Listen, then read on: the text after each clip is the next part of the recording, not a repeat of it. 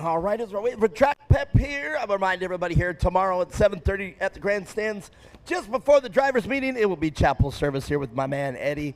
It was great to see Eddie here. You know what? And I don't think I need the printout for this class, but I'm going to get one anyhow. I'm going to get the Photoshop. I think I pretty much know everybody in this class, but it's contingent. But I will still come over here and take a pic. Sit tight. I'll give you a little bit of insight here on this turbo class.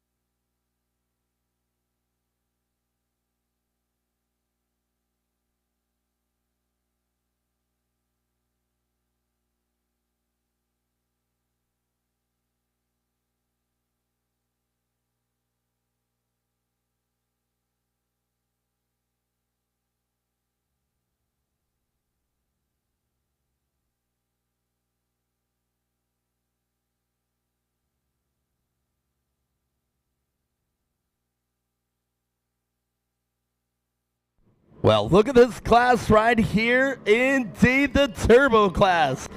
I'm very excited about this class. And if you are, we are now live. And I have to tell you, there was a rumor going around that we were live on all the social sites. Well, we indeed are live. We're live on Facebook. We're live on Instagram. We're live on YouTube if you want to find them all. If you go to Core Racing, Core Off-Road Racing, let me make sure I got it perfect here. I've been making sure that we got it 100%. CoreRacing.com, that's C-O-R Racing.com. You go to that, you can watch it live on any one of the social sites that you like. If you go to the bottom of the page, you can click on Instagram, Facebook, YouTube, or any one of the ones. If you click on the menu option and go straight to the live link, you're going to be taken to Rumble. Now, Rumble will still play it even though you're not signed up, but now you are free to watch it on any one of the social sites that we have available through Instagram, YouTube, or Facebook. Very exciting, and I'm probably going to have to post that. Click on any one you want. I'm clicking on Instagram right now. And let's see, click on the main. You are live. We are live. If you guys want to send any comments there, send your comments. I'm going to be reporting on Instagram since that seems to be the easiest one to watch. If you guys have any questions, I will be watching it live on Instagram. Any questions at all, check it out. Jason Weller with a little bit of a jounce there coming off the finish line jump. And I'm going to be watching it. I'm going to be doing it live. We got a rollover car number 14.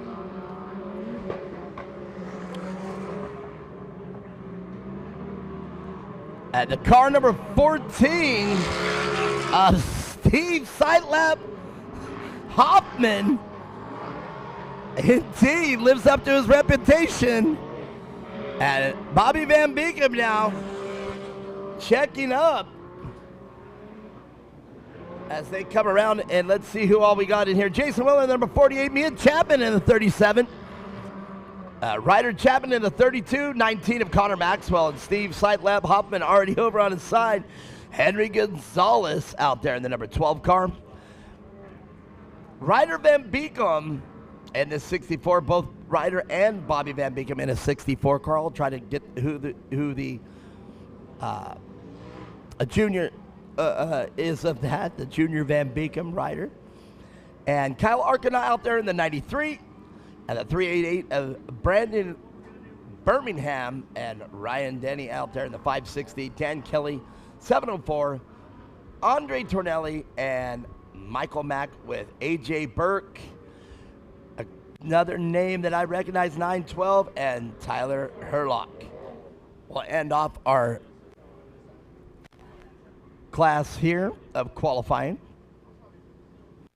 Some big names out here, and we're going to take a little time to get Sightlap Steve back over on his side.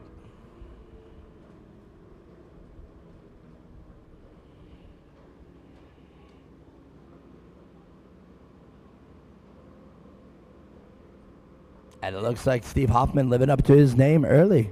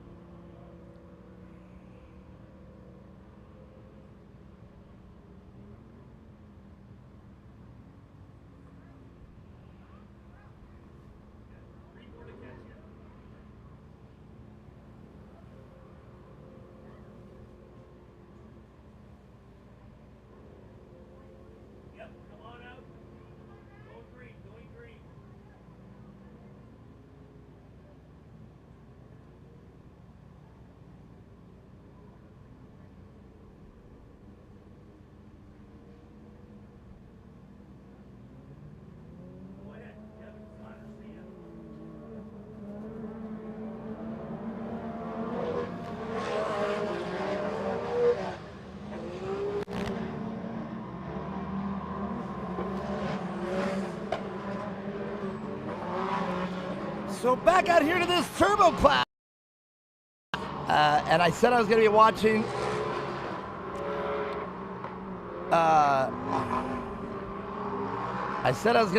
here on the Instagram. No questions so far. If you have any questions, go ahead and check it onto the Instagram page.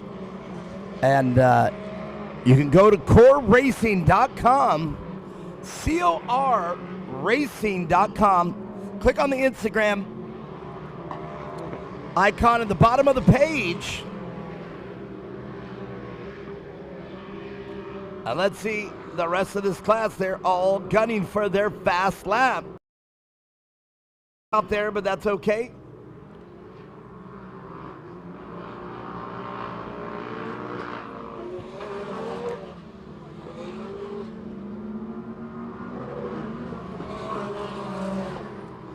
Jason Weller looking like still that car having a lot of rebound.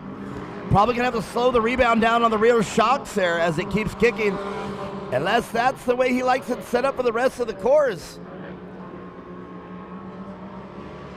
But Jason Weller's still within the top 3. And I'll let you know who the number 1 qualifier was.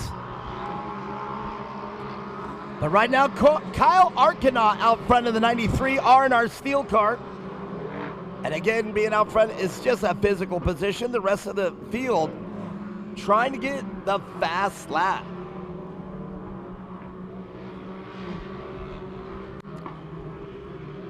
The white flag.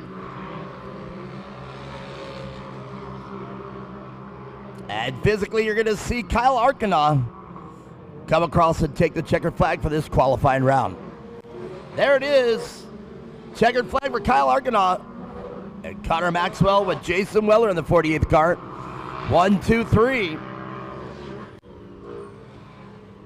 And the rest of the field, the Van Beekem car, whether that is Ryder or Bobby Van Beekem, we'll see how that shapes up here.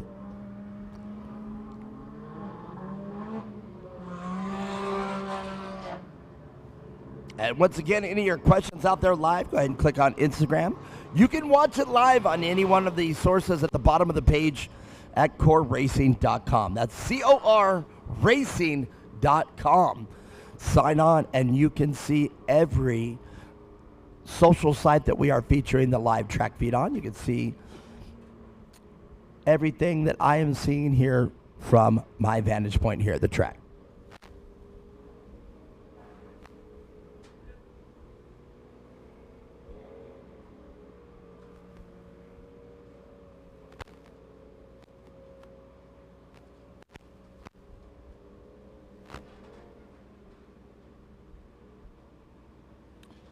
Well, let's take a walk over and see who the fastest qualifier was. I'm going to go look over at Marnie's shoulder.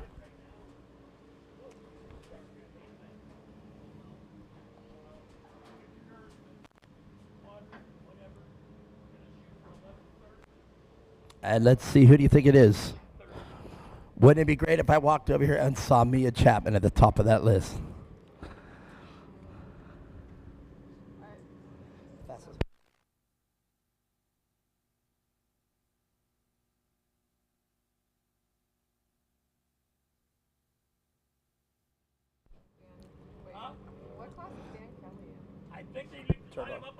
Turbo as well. Yeah. All right, so our fastest qualifier out there was the 48 of Jason Weller with a 102. And then Connor Maxwell with a 103. And Kyle Arcana, even though physically out front, a 103.4. Just barely with a 103.48 and a 104.36. Less than a thousandth of a second between second and third fastest qualifier. But Jason Weller in the number 48 car, your fastest qualifier in the turbo class. And what a great race. And I do believe, are we taking a bit of a pause and then going racing? A half hour? Half hour. All righty. Sit tight if you were live. Come back here in half an hour. I'm going to take a little bit of a break here, go to the bathroom, get some drinks. And we will be back here in a half an hour. Sit tight. Great having you out here.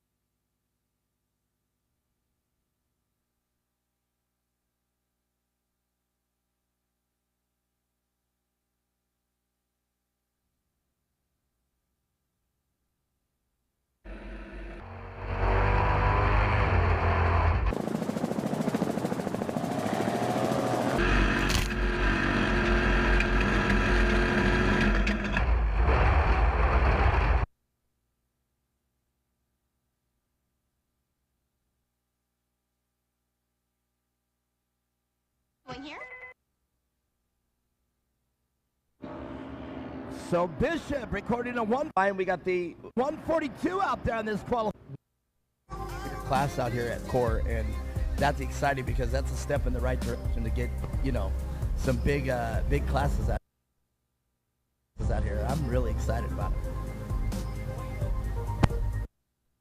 Qualifying round 170 modifieds out on the course right now, and they still took the shorter course. And you know, it's crazy to understand these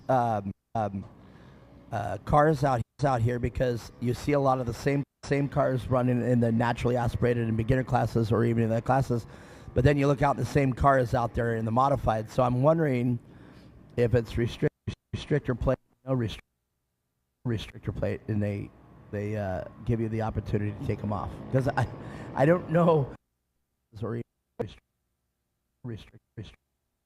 restrictor plate, and they give you the opportunity to take them off, because I don't know, or restrictor plate, and they give you the opportunity to take them off, because I don't know, or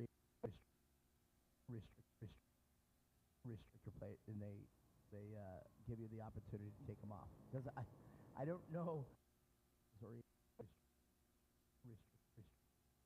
restrictor plate, and they give you the opportunity to take them off, because I don't know, or restrictor plate, and they give you the opportunity to take them off, because I don't know, or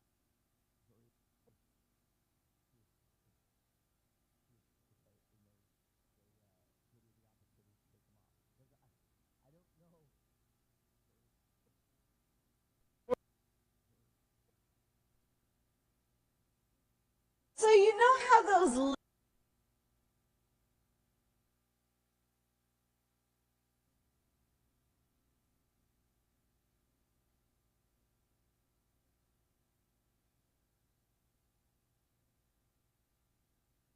what you can really modify about a 170 machine. You'd be pretty surprised, actually. Yeah, they're little cars, but they're really similarly to big cars and kind of what you can do with them. Obviously, a little bit less, but yeah, I'm not quite too sure what the rules are in that class, but yeah, I'm curious as to what they kind of modified to. Really modify about a 170 machine. In any form of racing, though, I find it harder to really modify about a 170 machine. You'd be pretty surprised, actually. Yeah, they're little cars, but they're really similarly to. Going here? Going here? Going here?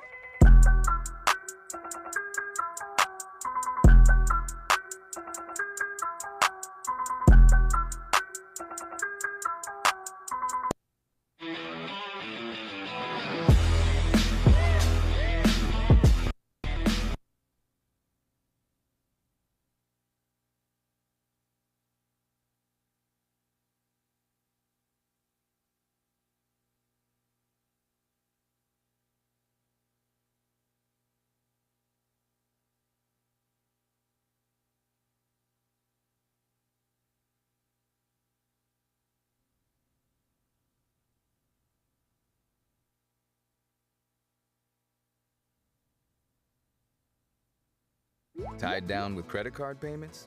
Help your finances take off with a 0% intro APR balance transfer card.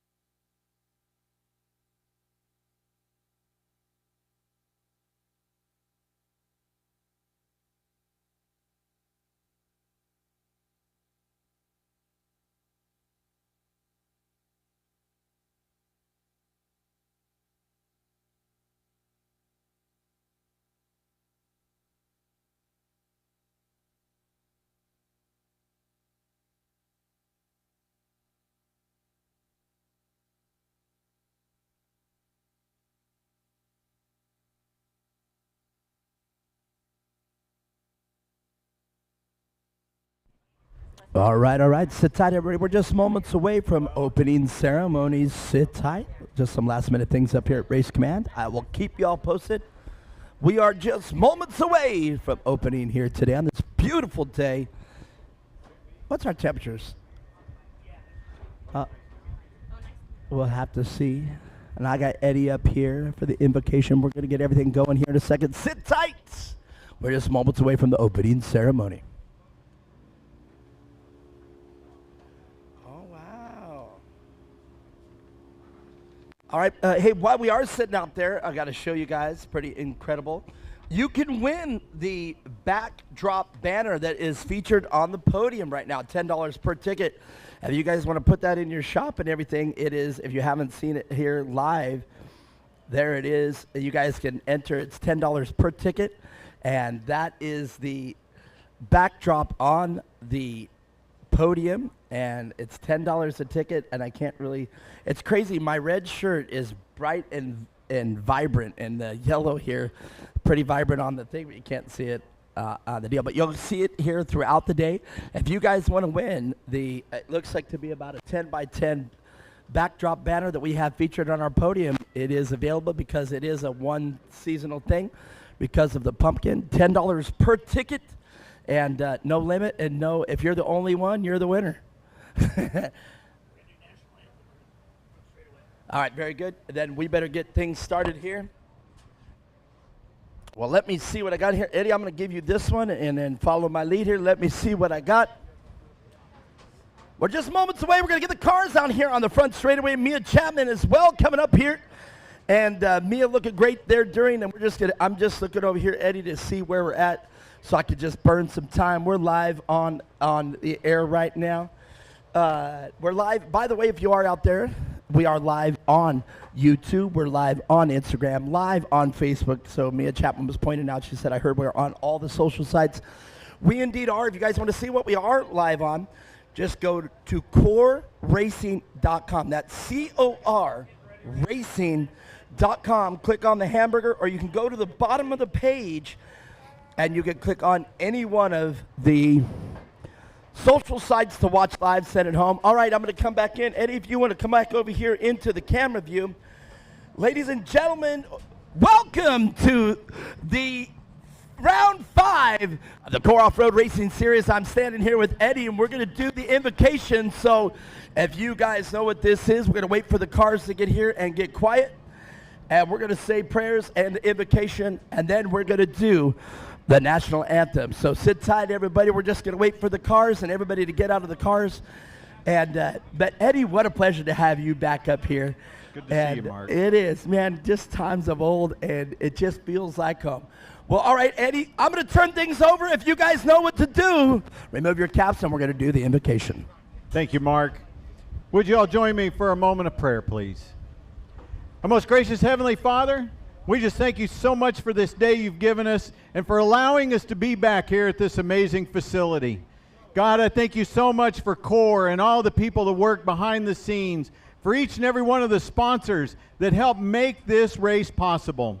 And God, I thank you so much for all of the families, the fans, and all of the amazing drivers that are here competing this weekend. God, I just want to pray for protection over each and every one of them. God, you just help them as we get ready to kick off this day of racing out here.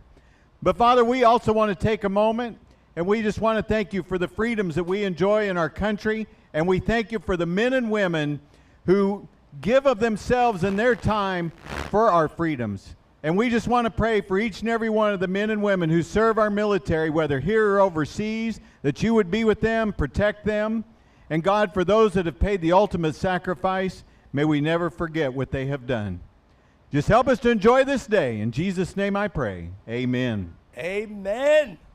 All right, everybody, if you haven't risen already, remove your cap. And now we are going to play the greatest song for the greatest country in the world. Oh, say, can you see by the dawn's early light what so proudly we hailed at the twilight's last gleaming, whose broad stripes and bright stars through the perilous fight o'er the ramparts we watched were so gallantly streaming, and the rockets' red glare, the bombs bursting in air, gave proof through the night that our flag was still there. Oh, say does that star-spangled banner yet wave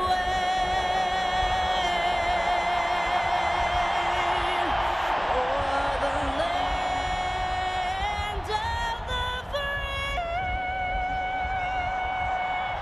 and the home of the brave. Ladies and gentlemen, let's go off-road racing! It is time to get things started here. You're going to hear those engines start up and roar and come to life. Eddie, I love you so much to have you up here. That means so much to me. And Mia Chapman, wow, we can slide back in here and let's get racing started. We're going to start off with round 5. This is the 170 Limited Experts. And look at this, Mia Chapman. We got a list of names. Woo-hoo-hoo. 190 in the front row, Alexandra Easton with Jake Hill right next to her. In that second row, we got the 138 of Jackson Withrow. Right next to him, the 777 of Logan Minster. And rounding out the field, the 152 of Luke Vale. Well, what a great day to be running out here. I know it's a little hot here today, but this is something that everybody, all the teams, I always say you'll hear one team come up here, grab. It's a little hot today, and I got to say, well, you know what? Every team has to deal with this heat. How you set your car up, how you jet it, how you get everything going. Everything has to be a little bit different for today. But still a great day of racing plan. I think the only thing that's going to be a factor with the heat is that track conditions are going to greatly deteriorate as I slobber all over you. My complete apologies. I don't know what just happened there. My mouth just gleeked. You guys know what gleek is, right? I'm so sorry, Mia Chapman. She's like, gotta wipe her face. But okay, back there you go. The heat already getting to me up here. My complete apologies. Most embarrassing moment in announcing right there for me, and you guys just saw it live. But as the heat continues, heat goes up, the track conditions start to diminish. Definitely, yeah, the heat's going to play a factor into today, but luckily we got a great track guy out there that can get all that taken care of and, you know, do what he can to keep it all together. But either way, the racing's going to be amazing. We got some really fast drivers out here today and some pretty stacked classes, so I'm looking forward to see how we kick this first one off. So let's talk about it. You've been out there now for qualifying. What does the track feel like? What are our conditions? Are we dealing with different conditions out there? Is it slick, or what is it doing out there? I was having a few issues with my car, so I wasn't able to run it how I would like to. But the track, from what I handled, was really well. Not too slick. It's definitely got some grip in it. I'm sure by the end of the day, when it comes to our race, the track's going to be blue groove from just everybody running on it, regular wear and tear. So, yeah, I don't know. I think these guys got a great track for them today, and the first half should be pretty good. All right, I'm very excited because you you being out there, having firsthand knowledge of what the track's going to be like, that plays into it. And I think that's going to play into it for every team out there today. His setup's going to be very important today to come out ahead. A lot of these racers, they've been racing against each other all year, and prior year to that, over this one. But here we go, Mia. I can hear the engines revving up. I think we're going green this time around. Firebird, we're going green. And as no surprise, Allie Easton out front early, and that's going to be Jake Hill. This is a battle that's been going on all year long.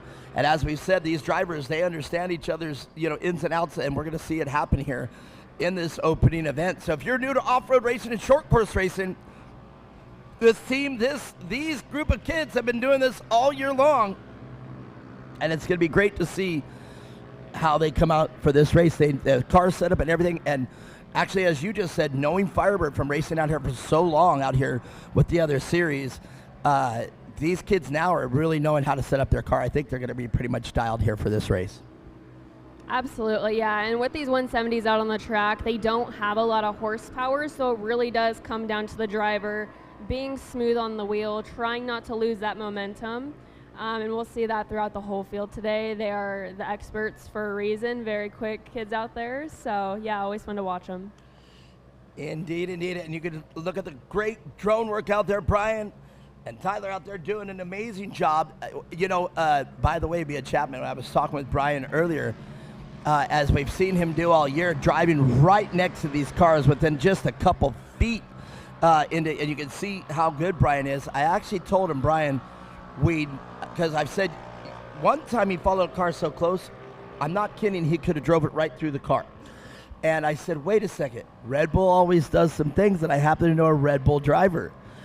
We've got to get you on a track, going into, like, for example, following you down your window on the straightaway as you go into turn 1 right through the cockpit. What say you? That would be pretty impressive. I have no doubt that he could do that, just seeing like all the work he does right now. But yeah, we do have to run window nets, so I don't know how possible that is. Well, it's Red Bull, so we rent the track to do it. So we pitch it to Red Bull, and we tell them it's going to be one of their big videos, and you're the star.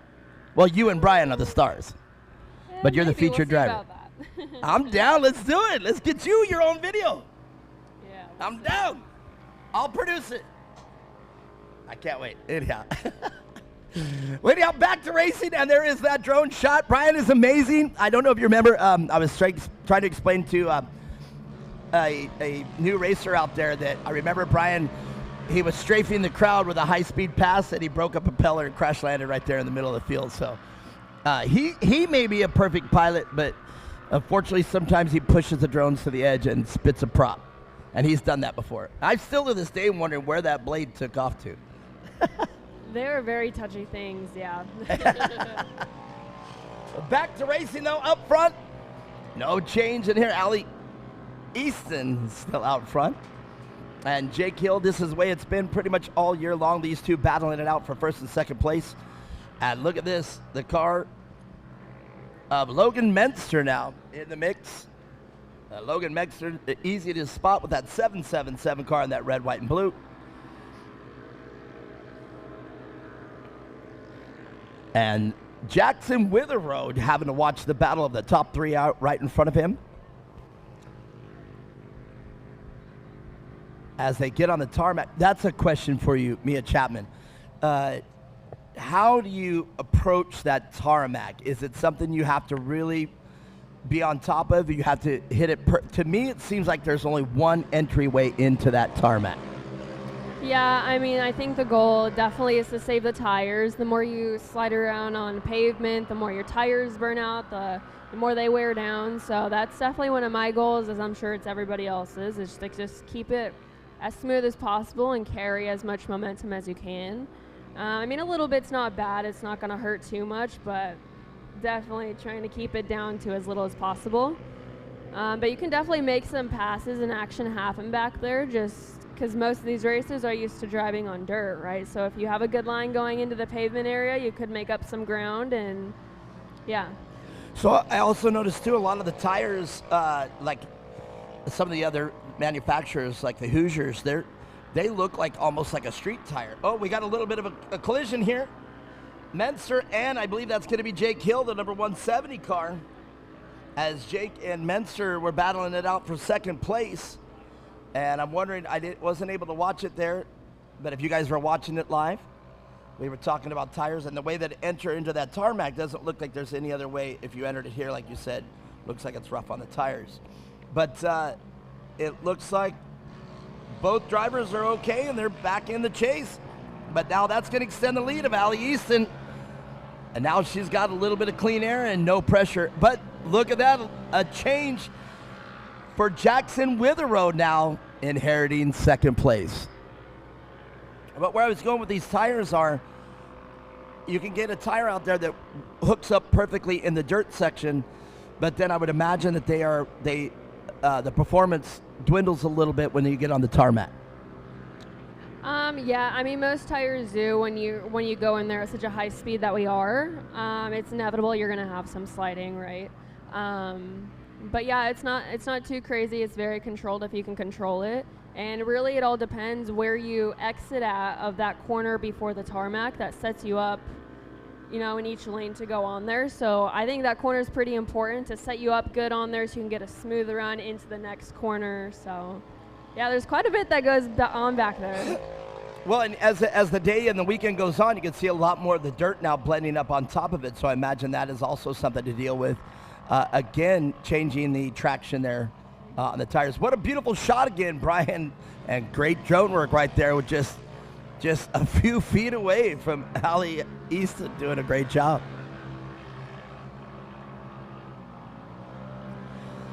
I'm really excited to talk about one of the new sponsors out here for today's event, Jones Jeep Ford Ram out of Wickenburg, Arizona. Great to have them out here, and you can see the beautiful TRX Ram that they have provided us for our Pace vehicle out here today. Very excited to have Jones, Ford, Jeep, and Ram out here as this event sponsor. It's a great job to have them on board for this race. Hopefully that'll develop into a lot more coming here in 2025.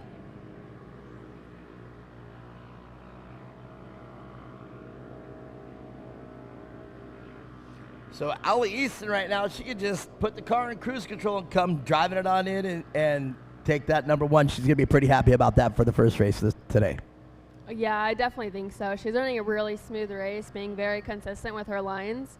And I think that's how she's able to really extend that gap between her and, second, third, and fourth place. So, yeah, it's awesome to see. But everybody behind her is reeling her in inch by inch. It's just hard when these cars don't have a lot of horsepower. You can't really afford to make too many mistakes. Yeah, momentum is key definitely in this race. If you can just get it into the corner, I would imagine that there's not a lot of brake presence unless you got, like you can see Jackson Witherow going down the back straightaway there. Having to probably check up there, but these cars, I bet you could pretty much scrub all the speed as you turn. Sharper your turn, scrub a little speed, just lift a little bit on the accelerator, but having to keep these engines in their, what we call, in dirt bike terms, on the pipe. You got to keep it where the power is created of these engines, and they're not very broad. There's not a lot. I mean, these probably have at most 12 to 20 horsepower at most, I would say. What would you say? I mean, you really got to watch how you pedal it out. Yeah, I would have to agree there. It's been a while since I've been involved with the 170 class, but all I know is you definitely have to be very smooth on the wheel, which is a great thing for all the drivers to learn, just so you don't scrub any speed, really. And scrubbing speed, if you're out there and you've never been in a race car, you can actually lose speed the sharper you turn your wheel. And that's both either while you're drifting, or you'll notice, like if you look at our lead car here coming into turn 2, when they have to wrap around coming into turn 3, you'll see right there is a lot of speed scrub right there. I probably wouldn't even be on the binders at all. And if you really got to turn the car sharp, you will scrub a lot of speed and slow the car down. So the 170 Limited Expert, race number 1, scheduled for 8 laps. This is the last lap. And that means this time around, it's going to be Allie Easton, Jackson Witherow, as they are just coming up on a few more turns to negotiate as they come onto the tarmac with a great shot of Allie Easton right there. We're going to be on board with her. Brian, again, doing great drone work. And I have to say, he's keeping his distance here on this one. There we go. He must have heard me. He said, okay, I'll tighten it up for you, Mark. Well, there you go. Race number 1 of the weekend. Checkered flag flies for Alexandra Easton, rather. A lot of Allies out here today. So we'll talk with Alexandria. And there it is. Jackson Witherow And third place unofficially, Logan Menster, rather. Sorry. Is that Susie Vale I see out there? I knew it. She's looking for me. I'm coming down there because I gotta talk to the drivers, and I expect a hug. All right, sit tight. We're gonna come talk to the winners. Sit tight.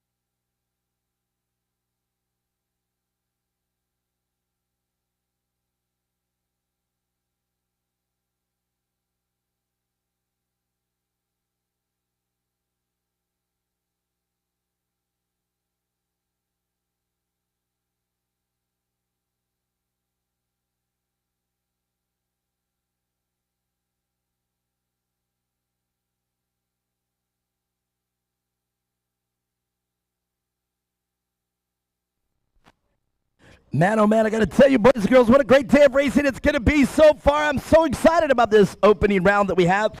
I'm going to talk here with these drivers. Allie's already up here. I'm going to start just interviewing her. I'm totally kidding. Come on up here, Logan. All right. You know, what a great way to start the weekend. You guys, you were able to get a little tangled up in there, but take us from the seat. What happened out there?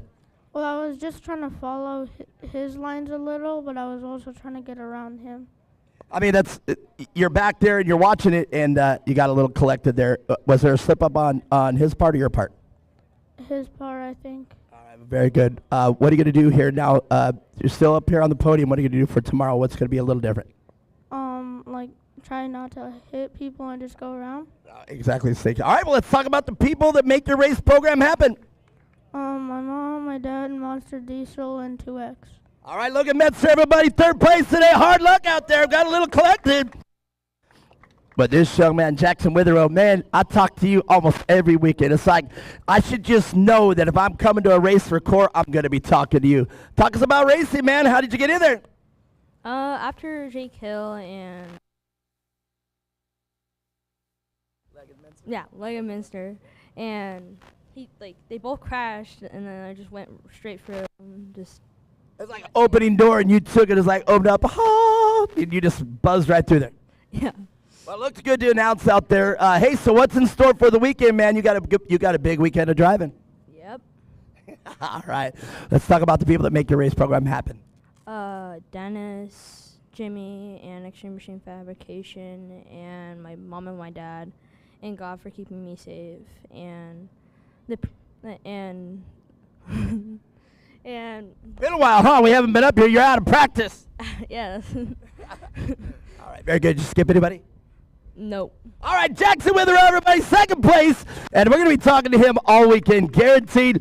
But Allie Easton, man, you got to be excited right now. You just got on the gas, let it wire to wire. I'm in my mind, and I'm picturing, because I was telling Mia Chapman up there how emotions fly up here with you. And you got to be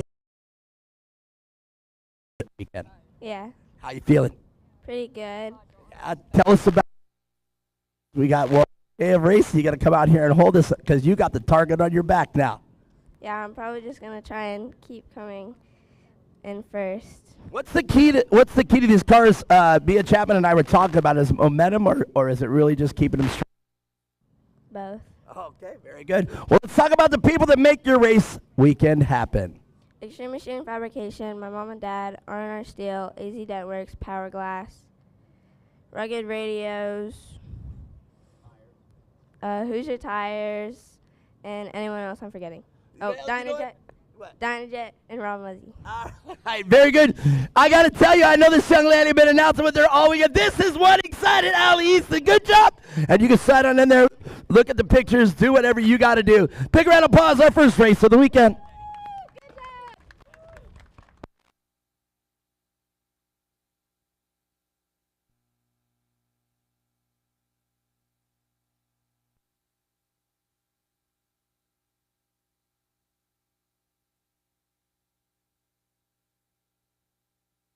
All right. Mia Chapman, we got more races coming on. Oh, I'm looking up there. Oh, there she is. She is up there. What race do we have next?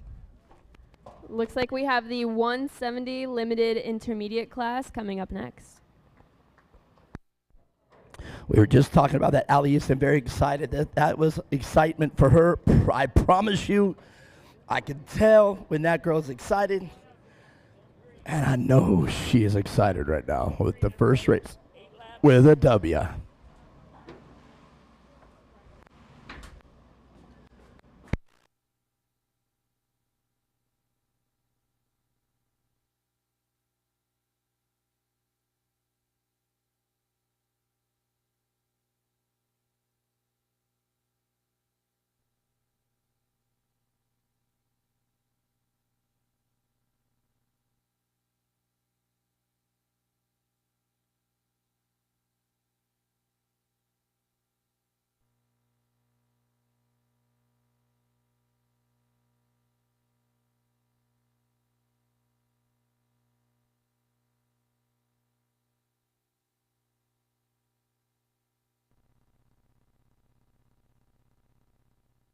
We are green, green, green.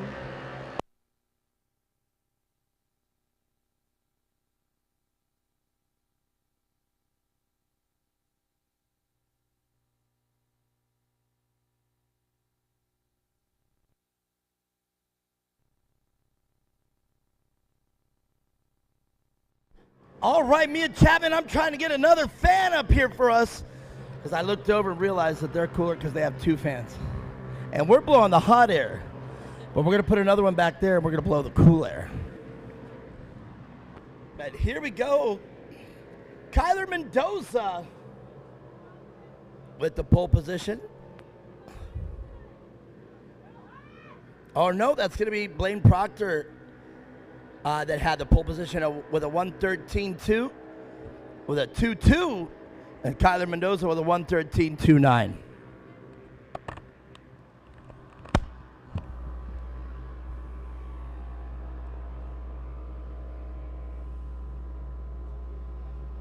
So let's see who's going to be first across the line. Is it going to be Blaine Proctor or Kyler Mendoza? They're drag racing side by side. And it's the 2:13 of Blaine Proctor. And Kyler Mendoza to the inside making the pass. We've got a race in our hands, Mia Chapman. And third place with Brianna Walton in the 190 car. This has been all season long, the battle between these three.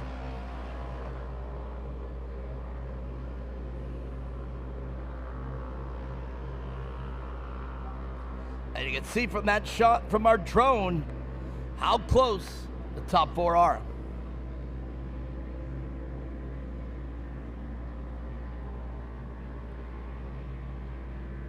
I truly think I could announce a race solely by the drone work. Yeah, I think so. It's quite easy when we have that out there. Right? I mean, that is, you know, I look at some of the other national chains out there, and I mean, we have everything they have, and just, the production here for Core, I am very proud of. Glenn and everybody has done a fabulous job making our live track feed. And now that we are spread amongst more sites on Instagram, by the way, if you are watching this on Rumble, you can watch it on Instagram. And I've said that I was going to pay attention to the Instagram. And so if you have any questions, go to Instagram. And indeed, I can see it live. Yeah, I've already they're answered. Cars, And I'm going to but put they're on there, really send me your similarly questions. to big cars and kind of what you can do with them. Obviously, a little bit Me less. your questions. So if you Yeah, have any I'm not questions, quite too sure send what the them rules here are on right that, now. but, yeah, And I'll do my best to stay up on it and watch Straight this. away there. And this is perfectly a way to interact. And so you Bradley Zorn already saying his approval. And indeed, I can see it live. And there we go. And I'm going to put on there, send me your questions. Find, send me your questions. So if you have any questions, send them here right now. And I'll do my best to stay up on it and watch this. And this is perfectly a way to interact. And so you Bradley Zorn already saying his approval. And indeed, I can see it live. And there we go. And I'm going to put on there, send me your questions. Find, send me your questions. So if you have any questions, send them here right now. Yeah, Chapman, we're about to be cooler than them because we're going to have a second fan. All right, back to racing. I do believe Blaine Proctor still out front. No, it is Kyler Mendoza now. Kyler Mendoza with that pass making it stick.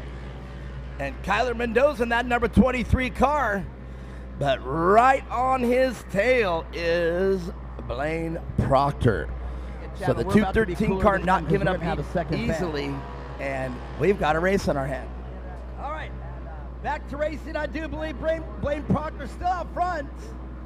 No, and those two just checking out for the rest of the field. Now. And Brianna Walton, all she can do is lead that second group and watch the 1 and 2 check out. Car, but right on his tail is Blaine Proctor. So the 213 car not giving up easily. And we've got a race. And if you're new to off-road racing right here, this is down the front straightaway. And I was hoping we were going to time it perfectly. Here they go. Hopefully we can see that shot again as they come over the jump. Is lead that second group and watch the 1 and 2 check out. And you know, one thing to be aware of out there is you can build your car that you've got out in your garage into a race machine and come out here and race it with Core. There is a class for you. Turbo class. We got a turbo class now. And the SR1s are out here, so if you want to step things up and really get going fast out here, the SR1 class.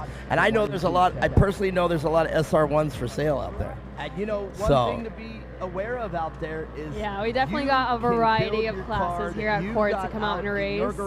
And why not? A lot of fun out here, a lot of great drivers, professional tracks to race on. Turbo class. We got a turbo class now.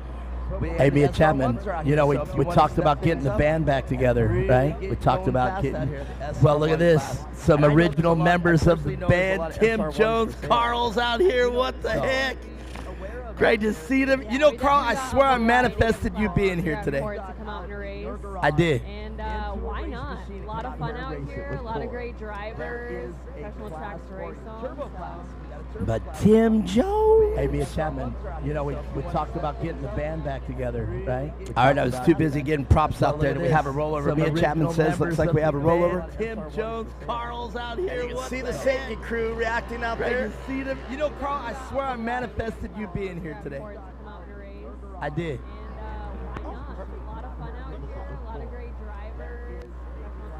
I would turn it down a little bit. But Tim Jones. Hey, Mia Chapman, you know, we talked about getting the band back together, right? All right, I was too busy getting props out there. Do we have a rollover? Mia Chapman says, looks like we have a rollover. Tim Jones, Carl's out here. You can see the safety crew reacting out there. You see them. You know, Carl, I swear I manifested you being here today.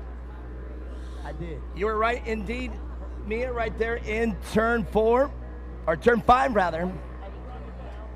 And they were able to get that car and all the other competitors able to feed through there cleanly without getting collected here in that mess. As the remaining drivers make their way here across the finish line. We got 3 to go at this point. And this time around with just 2 more laps. You were right, indeed.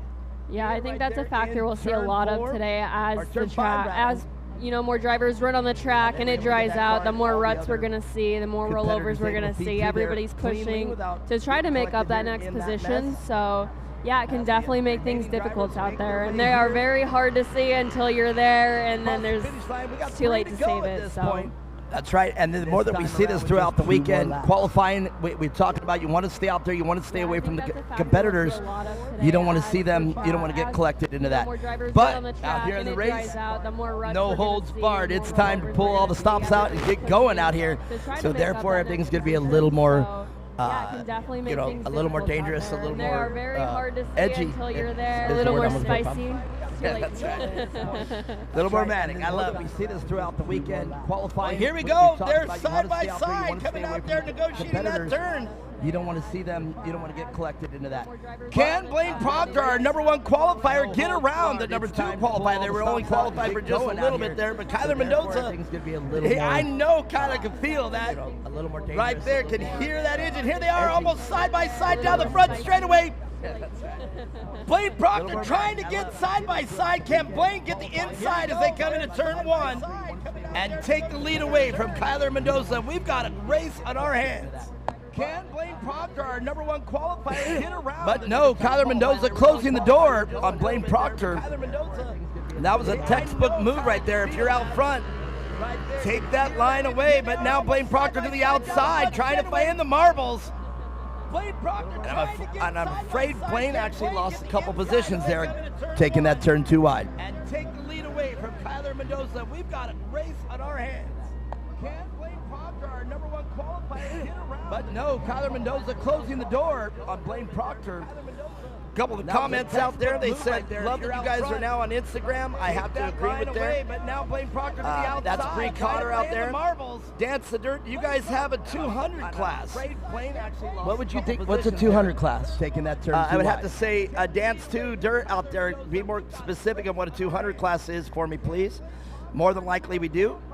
And another question we have out there is, when does the non-restricted 1000s go? I do believe that's on the schedule. Yep, we can look at it right now. Youth NA non-restricted will be at 2 o'clock, to answer your question out there, Cash Harper. 200 class. But I would have to say Dance to Dirt out there. Dance to Dirt. Let me know more about what a 200 class is. More than likely we do. Having a 200, if that's a CC, I would race you in the 250 open class if that's you're looking for a 200 CC class. So if that's what you're looking for, yes indeed, I'd race you the 250. There it is, checkered flag. Right, yes indeed. Mia Chapman pointing out to me, I'm over here answering questions on the social site. And I forget that there's a race going on. Let me know more about what a 200 out there. Kyler Mendoza, 23, Blaine Proctor, and I do believe Brianna Walton are top 3. Race you in the 250 open class if that's you're looking for a 200 CC class. So if that's what you're looking for, yes indeed. All right. Hey guys and girls, if you're out there, I do want to remind you, $10 per ticket. Yes indeed. Take home the winner's circle banner that we have right there. You can see it. Right. Oh look, now it's vivid. What happened here? Now we got the colors back. It is Tyler Tim Mendoza, Jones. 23, Blaine Proctor. Tim Jones. And I do believe Brianna Walton, our top three. Ratio and the 250 open class, if that's you're looking for a 200 cc class. So if that's what you're looking for, yes indeed. All right. Hey guys and girls, if you're out there, I do want to remind you, $10 per ticket. Take home the winner's circle banner that we have right there. You can see it right. Oh, look, now it's vivid. What happened here? Now we got the colors back. It is Tyler Tim Mendoza, Jones. 23, Blaine Proctor. Tim Jones. And I do believe Brianna Walton, our top three. Ratio and the 250 open class, if that's you're looking for a 200 cc class. That's what I told her. I said, be a champion, you get on top of my box, I'm going to flip out. Girls, if you're out there, I do want to remind you, $10 per ticket. Take home the winner's circle banner that we have right there. You can see it right. Oh, look, now it's vivid. What happened here? Now we got the colors back. It is Tyler Tim Mendoza, Jones. 23, Blaine Proctor. Tim Jones. And I do believe Brianna Walton, our top three. Ratio and the 250 open class, if that's you're looking for a 200 cc class. That's what I told her. I said, be a champion, you get on top of my box, I'm going to flip out. Girls, if you're out there, I do want to remind you, $10 per ticket. Take home the winner's circle banner that we have right there. You can see it right. Oh, look, now it's vivid. What happened here?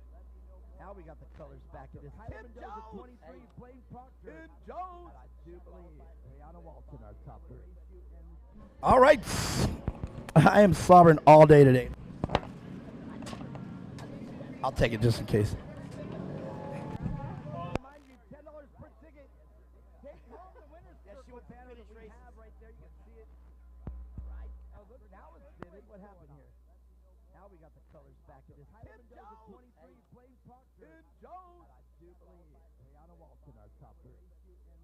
All right. I am slobbering all day today. I'll take it just in case.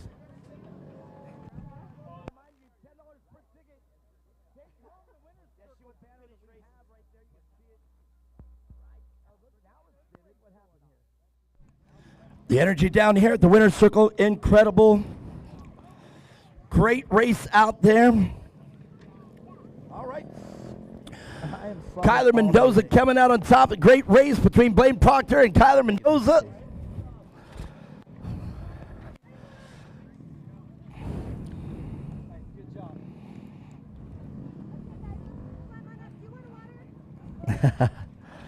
The energy down here at the winner's circle, incredible.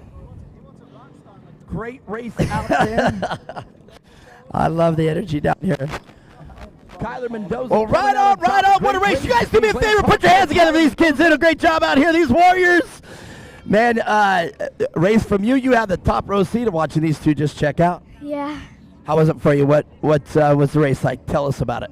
It was hard to get third position because like fourth and fifth was trying to like battle for it, and they were like pushing me around and stuff. They really were. I mean, watching it from my vantage point from the booth up there, we were watching it from the drone, and at one point, man, you were just leading that second charge there, but third place, you had a whole bunch of cars behind you. Good job. Hopefully, next race you'll get up there and be able to battle it out with these two. Yeah. All right, very good. I love your winded like, that was a race. Well, let's talk about the people that make Brianna Walton's race happen.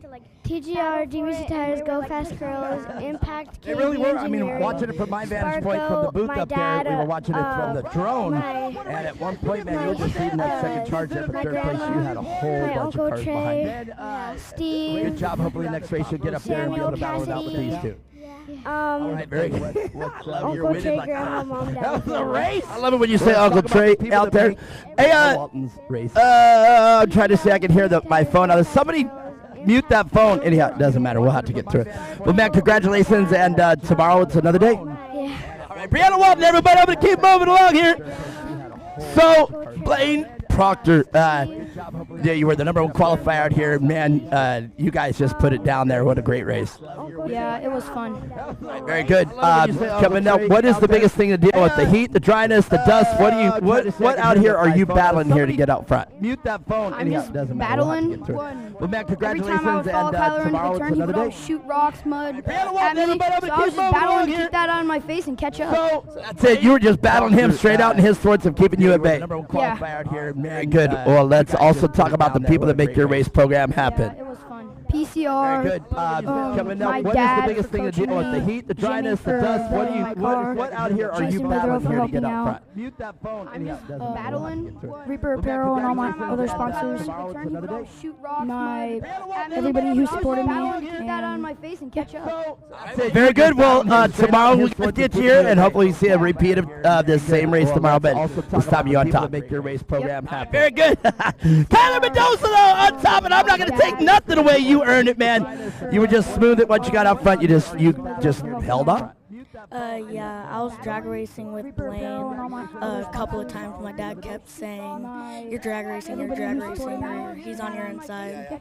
Well, you did great there when you took the place from me. You stayed inside. You took it in there in turn one, and once you got up there and took that lead, you never looked back. Yeah, no, sometimes I thought I'm not going to take nothing away. You earned it, man. You were just smooth it once you got up front. You just held on. All right, well, very good. Let's talk about the people that make it happen for you. I'd like to thank JG, your drag racing, Extreme on your inside. Well, you did great there when you took the place from me. You stayed inside, you took it in there in turn one, and once you got up there and took that lead, you never looked back. My grandparents and Withrow Construction. You were just smooth it once you got up front. And Withrow Construction for making. Well, very good. Let's talk about the people that make it happen for you. The track. All right, well, very good. I'm going to get out of the way, you guys. Big round of applause. Sorry about the background. My phone is connected via Bluetooth, and it's backed up there still playing.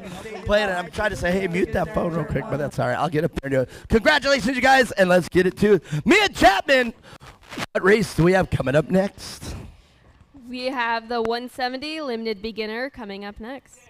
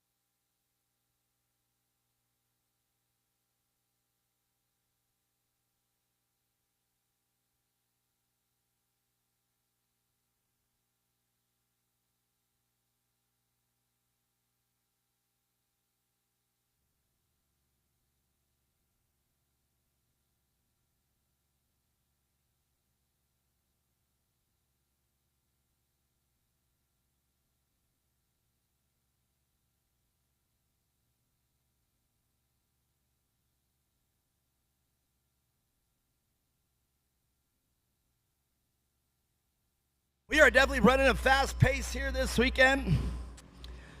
I can hear Casey Kane already say, go green, go green. That means right when they come out here, they're just going to take the green flag and get to battling. The 170 Limited Beginners, did you already introduce them? If not, Stetson Wyman on the front row in the car number 56. Dylan Lamosas, sorry, thank you, in the 188 and 77 of Austin Fuma. Yeah, Fumasa, it looks like it had an R. We had to both look at it. Kathy Warapis out there, rounding off of the 302.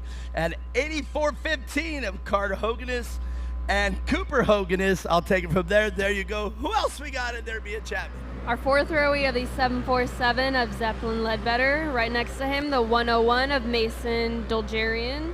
Fifth row, we have the 98 of Murphy McKay. Right next to them, the 1302 of Braden Lucas. Sixth row, we have the 16 of Elliot Brook. Right next to him, the 81 of Brandon Robinson. Seventh row, we have the 102 of Wyatt Dolgerian. Right next to them, the 224 of Creighton O'Connor. And rounding out the field, the 44 of Steele Hopkins. That's quite a field right there, and 2 items, 8. So 15 cars out there on this course here in this 170 Limited Beginner race. And if you were out there watching it, you could hear the other announcing. I had left my phone on Bluetooth out there, so I apologize for that. Everything that we do here at Core, it's so high tech out here that a little mistake like that, leaving your phone turned on Bluetooth, going through the mixer that I just played, the national anthem through and everything. I didn't think about it, but it's a delay, so you're getting 30 seconds to a minute of a delay out there. So you can actually rehear. So Carl, what does it feel like being up here watching it from this vantage point? It's a little different. Well, it depends. If you got my position, it can become stressful really quick. But yes, less stressful because of what you did. Absolutely. Yes. Do you miss it? Oh yeah, I'm sure. I'm sure. You know what? All right. Well, yeah. Dude, she's a grown woman now. It's crazy. Me and Chapman over here, and just out of frame here. If you're looking, if we're on the screen, we have some of the old crew here from the Lucas days, and it's great. I just love seeing everybody. As Carl just pointed out, it's great that. I mean, I don't know. We've been a family. You mentioned the family, but now we got the new core family, and pretty excited about it. So car number 44, they're having some problems coming here into turn 3. And that is the car, was it 44? My eyes deceiving me. It was Steve Hopkins coming into turn 3. Looks like had some issues there with the car, but probably worked it all out. And back up front, though, all the cars tightly together. 56 now going into second place, Stetson Wyman. And Dylan back on the gas as they drag race to turn 1. And Stetson Wyman was able to get around Dylan. But race is between these two, Dylan Lamosas and Stetson Wyman now. And we'll just watch as this race progresses. That's a tricky corner there, turn 2. Yeah, turn 2 and turn 3, if you really don't nail them, you can definitely lose a lot of time there, as we've been seeing a lot of cars pushing out wide and losing at least 2 to 3 car gaps. So that's definitely one the drivers need to figure out quick to get out front. Indeed, and I do believe, and as we were talking about these classes that you got to carry a lot more momentum in, that is one where you could scrub and lose a lot of speed there because it's a very sharp exit there. And the reason of the sharp exit is, as you see, coming around the Nitro Circus jump, or the Nitro Rally jump rather, they have to square it off and get back on the course as it normally is made out here at Firebird. But they have to really, really pitch the car sideways, and on these limited cars, that could scrub a lot of speed and you can lose a lot of time. So dialing that corner up, I think the race right there, you could probably lose an entire second right there with a mistake there in turn 2.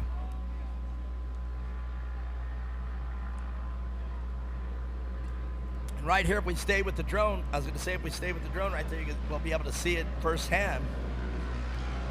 And there it is. Oh, and they bump! We've got the leaders tangled up. But Stetson Wyman was keen enough to get back on the gas and get that car turned around. But now Stetson Wyman has got a little bit of a gap now. And he's got to be careful because he's got the brothers of Cooper and Carter Hoganis. And the Hoganis brothers will get you if you make a slip up. And they can't afford, if you're leading this race and you got the Hoganis brothers right behind you, boy, you better get it together because those two will take advantage of any mistake that you make.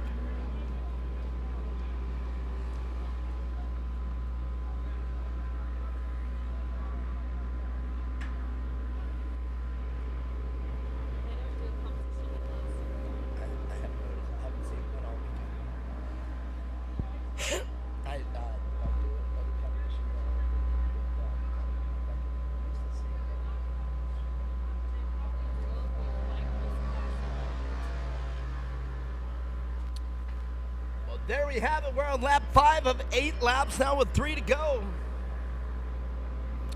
And the Hoganis brothers now coming across the finish line. And look at that. Stetson Wyman now right back up, right behind Dylan Lamosas. And Stetson, after getting collected there in that turn 2, what we were talking about, you have to negotiate that turn 2, and what a great shot there from the drone to watch that battle actually unfold.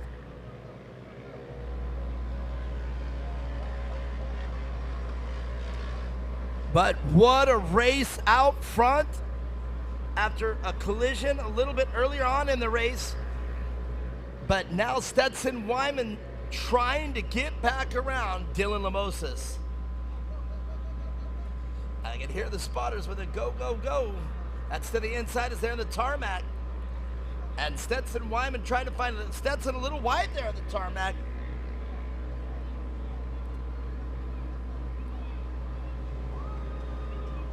And I do believe they're going to have 2 laps to go. And this is where Stetson makes up ground. Stetson way wide there. And Stetson generally the fastest through turn 2. Let's watch it unfold.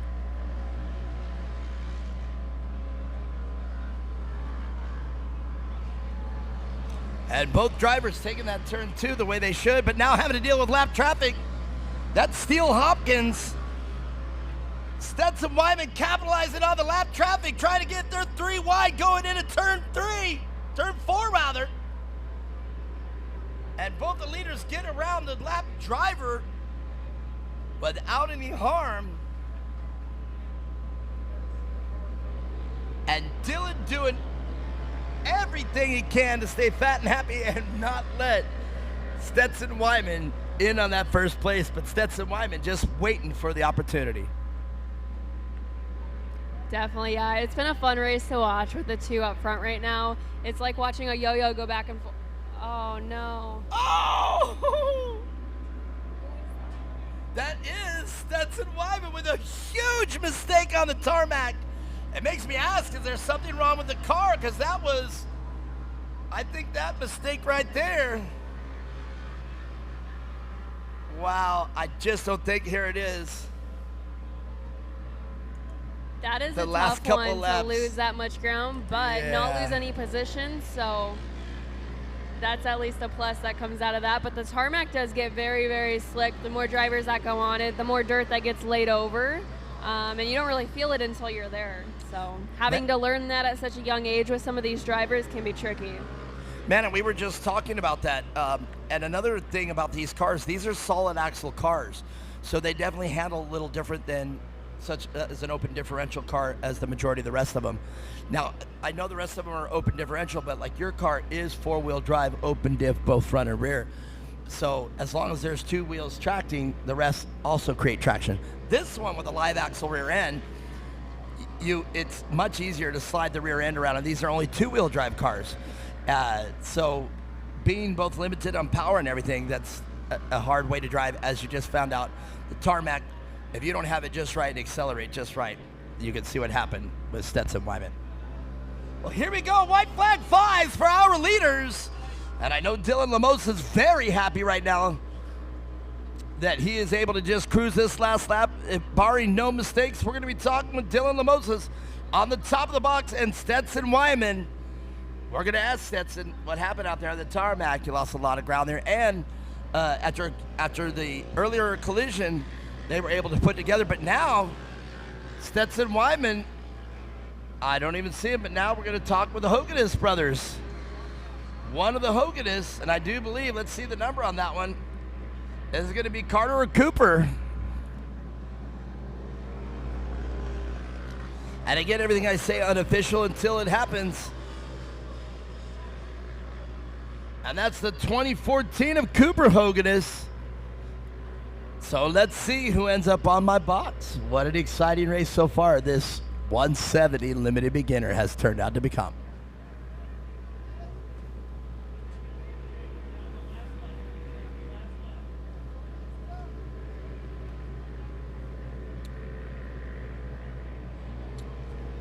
White flag flies. And the hard luck recipient out there is the number 56 car. And now just now getting back out and gonna be a lapped car for now. Not gonna have to do it. Beat the checkered flag. And I didn't even see that Dylan Lamosas was already getting ready to come back around. So great job. And I think what we're gonna do here, I am in the dark as well as 1, 2, and 3, so I'm going back to my podium. a little blind for the first time this weekend, but we'll make it work.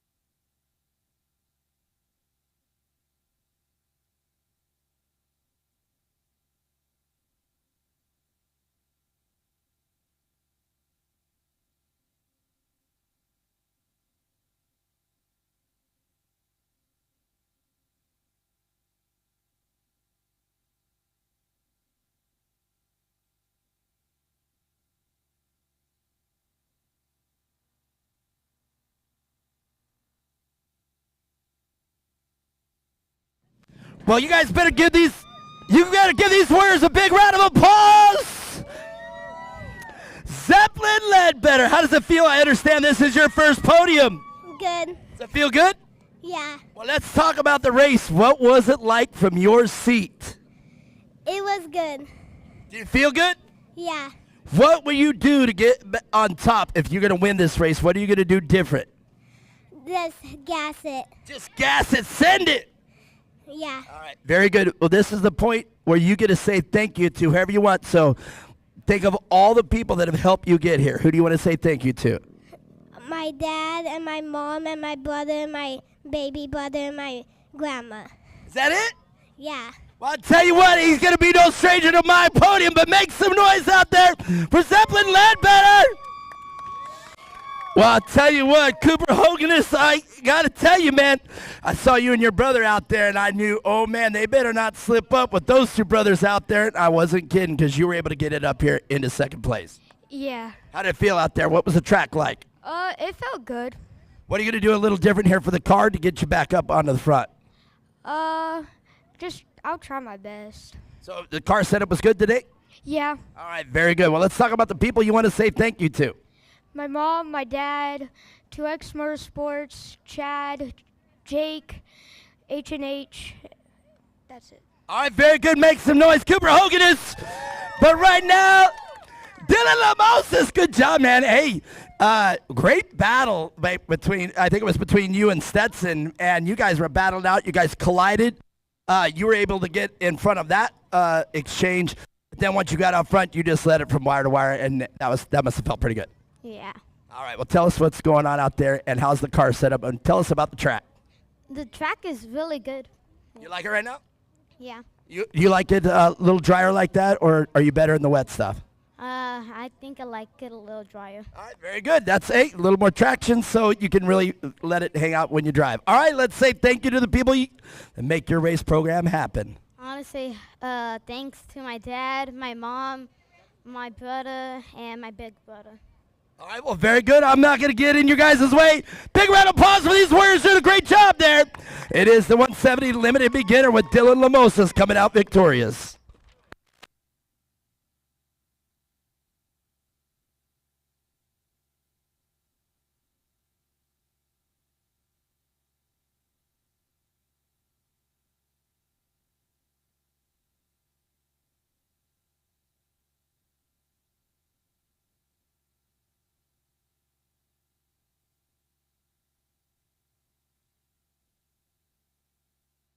Well, Mia Chapman, we got tons of racing. Who do we got coming up next? We have the 170 modified coming on track next.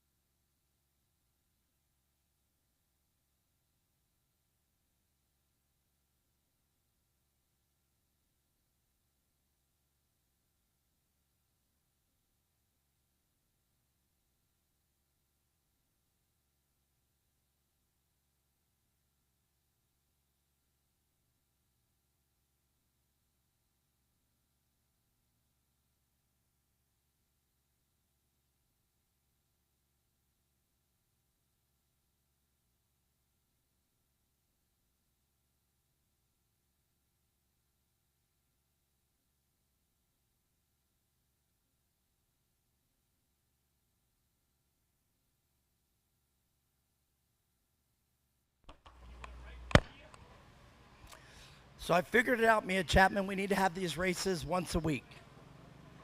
So that way I could walk up the stairs once a week. I think that would be a lot. A lot of logistics would have to go into that. You know, and I tell myself every time that I come here and walk. Hey, Laura, sit down right there. Every time I come here, I tell myself, I really need to start doing some calisthenics or something to get back in shape. And, you know, I think I finally have had it. I've had it. I mean, I'm not kidding. So, and you know, it's got to be unhealthy if I can't walk up those stairs all day. I think it's unhealthy. So, I mean, not walking up the stairs.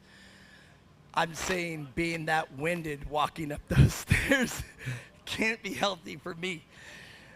I got to get into shape. All right. Well, let's look. We're going to take some of the questions here. If you got questions asked, go ahead and ask them here on Instagram.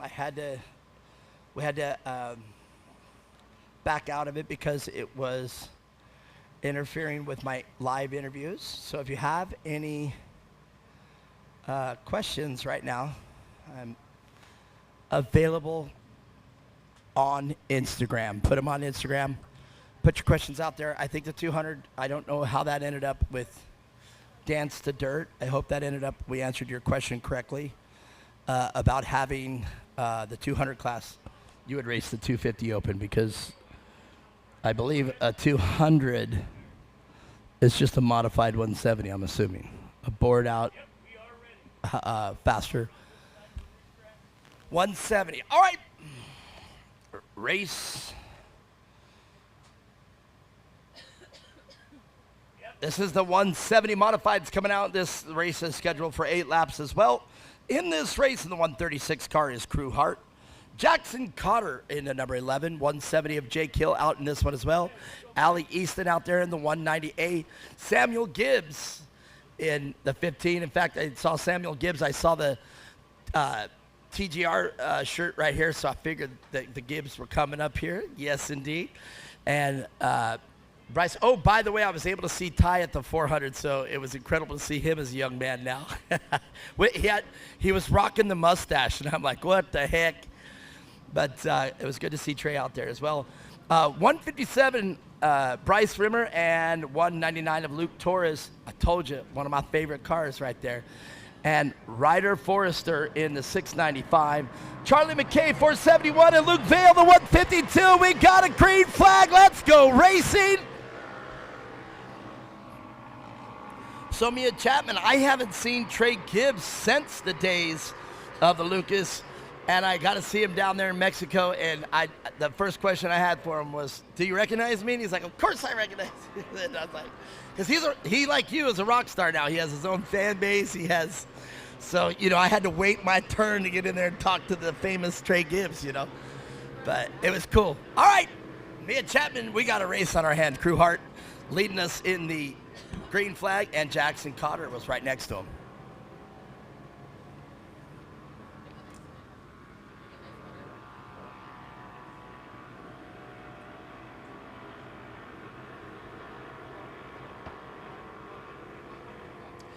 The racing already beginning for third and second place right there. And I do believe that's going to be between Jake Hill and Jackson Cotter. Oh, no. I can see Jake Hill there back in the 4th and 5th position. So that's going to be, well, let's see here. Crew Hart out front. Jackson Cotter. And that is Samuel Gibbs, the number 15 car. And Allie Easton running your top 5 now that I look. Oh, look at that. That's that corner that I was talking about. And now that's going to move. There's our 4 car. There's our leaders right there.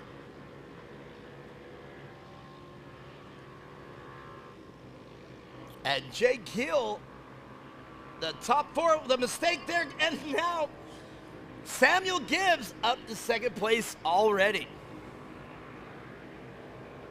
And now Samuel Gibbs got to set his sight on Crew Hart, but Crew Hart right now extended the lead.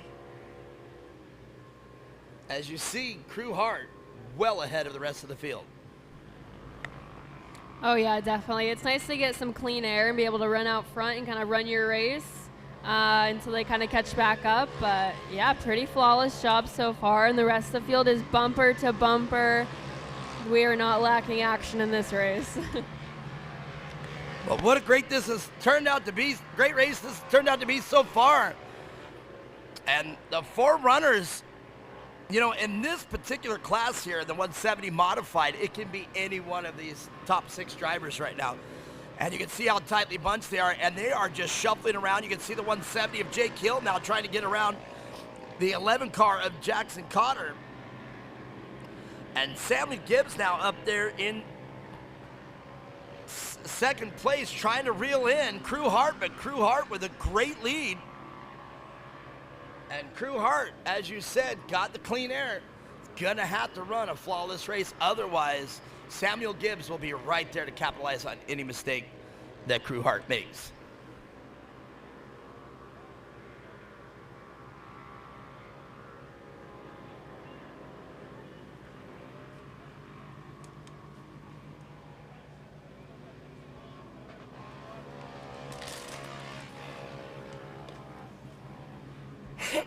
There it is, a great shot coming down the front straightaway. And Crew Hart already exiting turn one before Samuel Gibbs even gets there. But Samuel Gibbs now with his hands full coming into turn two. And that's Jackson Cotter. And there it is, Jackson Cotter back around. Oh, and coming into that turn two proves again and again.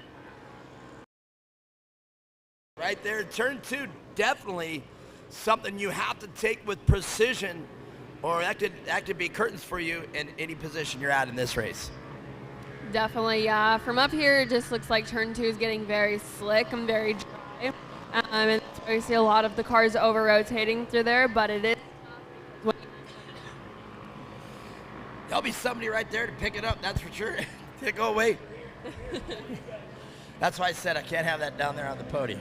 I don't think this likes me either. Yeah. It seems like you a little better, though. And I think both mics are picking it up, but we're still doing good. I bet the broadcast it sounds a lot better. Oh. Did you guys go get the speaker? Did you guys go get the speaker? Where's it at?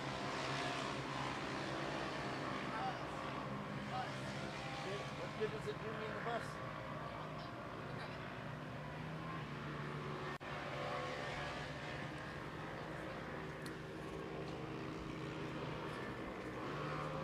Well, back to race. You can see Samuel Gibbs now. That's the 190. Ali Easton got around Samuel Gibbs for second. Oh, where are we at? No, okay. Well, Samuel Gibbs going backwards now. I have to start really paying attention. I turned away for a second and everything's changed.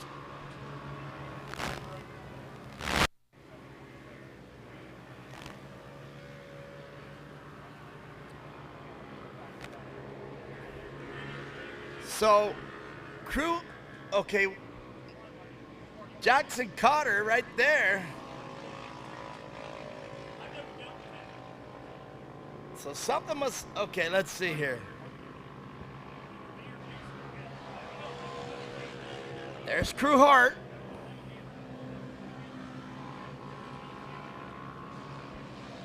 There we go, Crew Hart, Ali Easton, and Samuel Gibbs. Okay, so Ali, I'm going to venture to say that Samuel and Jackson Cotter had an entanglement that we missed.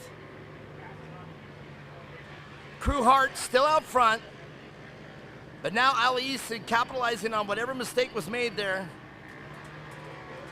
And again, I'm speculating because I couldn't see it. Whoa! Samuel! Getting collected up on the That was a K-rail. great save. That was a great save. You know, I've said it a million times here with Core Racing. I love it because as the races go on, the excitement goes up. And I will say that's how you know you're pushing the limits. When, you know, stuff like that happens, you find it, readjust, and you kind of know how far to go and how far not to go, which is a great thing to learn. Man, you are not kidding right there. And that is indeed. You know what though? I was kidding with Dan Kelly yesterday in the turbo class. You know, Dan Kelly's checkers or wreckers. You know what I mean? He is balls out. You know, and I said, Dan, it's really neat to have you up on my podium for a change.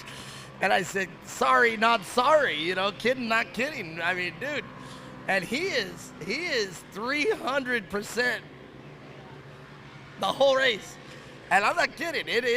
With Dan Kelly, it is literally checkers or records. But like yesterday, when he has a good day, it's phenomenal to watch because it's almost like if you see two trains chasing after each other doing 100 miles an hour and they're getting ready to collide, you're gonna watch. You see an airplane twirling out of the air, you're going to watch. Yeah, definitely. I think that's one of my favorite races of the day, getting to watch those guys battle it out. I mean, especially when you're running with the likes of Jason Weller, Bobby Van Beekum. You know, these guys are seasoned veterans out there. So, and Dan Kelly's definitely seasoned veteran as well. Been racing for a long time. So we got that kind of thing happening right now here in the 170 modified race. But Crew Hart out front. Crew Hart can pull over right now, just have a peanut butter and jelly sandwich, get back into it, and still win this race. And I do believe unofficially, Ali Easton is in second place. And then now third place, I'm still going to give it to Samuel Gibbs unless, oh, Jake Hill. So that would mean that mistake. Jake Hill was able to get around. So indeed, as we look at the overlay, got to have some straight food. Okay, Clayton, I need your help.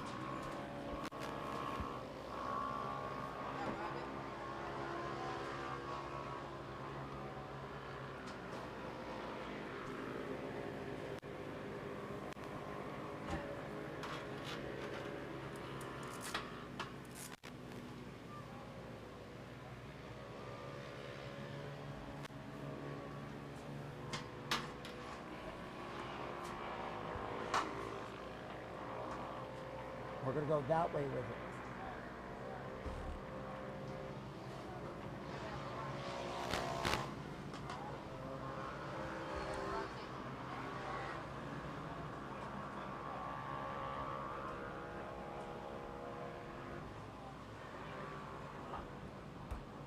Yep. All right, there we go. Checker flag flying. Crew Hearts, and I do believe our second place is going to be Alexandra Easton. Allie Easton. I'm just gonna call her Allie. You're gonna go that way towards the mixer. Yeah, be very careful.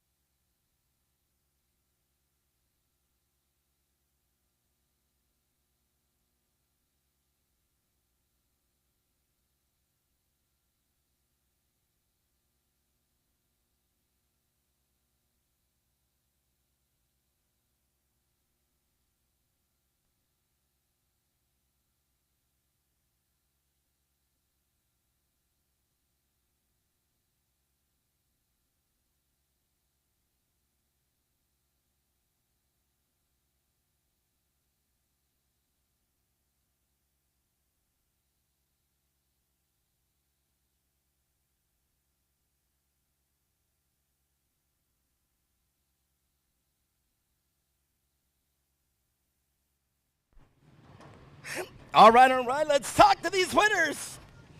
I get to talk to Allie again one more time. Coming down here.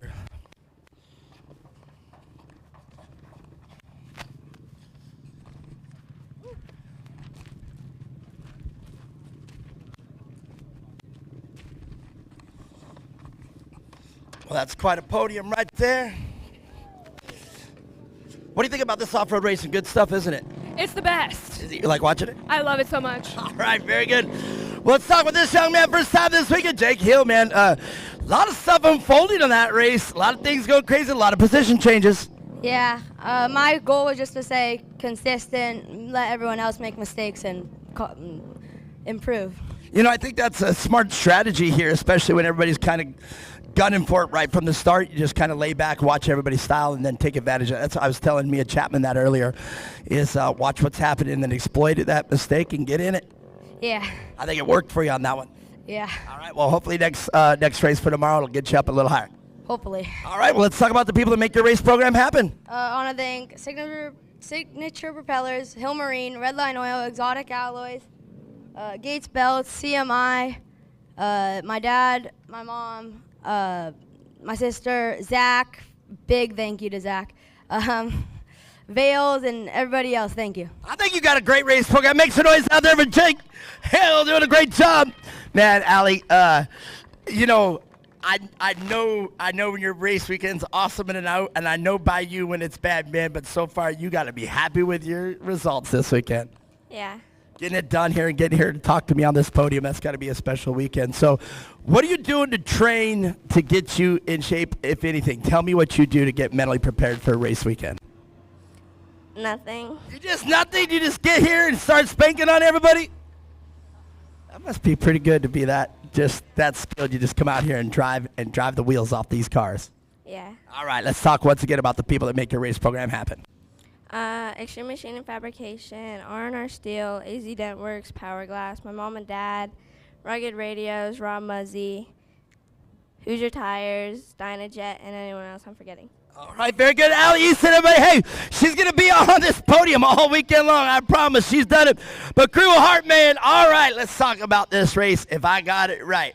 You had a little challenge there in the beginning, but once you got out front, your lead just extended, and you just pretty much drove your own race. Yeah. Is that about right? Oh, yeah. All right, when that happens, though, what do you have to pay attention to most? Like, what's the thing that you really can't mess up on? Just my corner speed and not trying to go in the bad lanes and brake. So I just try to stay focused. Even if people are on me, I just run my lines. And my dad tells me if they're by me, so I'll just make a few changes. And yeah. Well, I think that's perfect. That's exactly what I was looking for because, you know, a lot of people don't realize sometimes once you get out in front there, everything kind of slows down because you don't want to make that mistake. Yeah. All right, very good. Well, let's talk about the people that make your race weekend happen. Dylan at Shields Racing, my dad, my mom, Extreme Dreams, Heart Motorsports, everybody else, everyone else that comes out here, all my friends and family. Core for this amazing show, and is Jibby for my car, and Hoosiers for my tires that I always run, and they're amazing. So, yeah. All right, very good. I have a feeling I've been talking with this young man for years to come. Crew Heart, your winner of the 170 Modified. I tell you what, we've got some more racing. Stick around.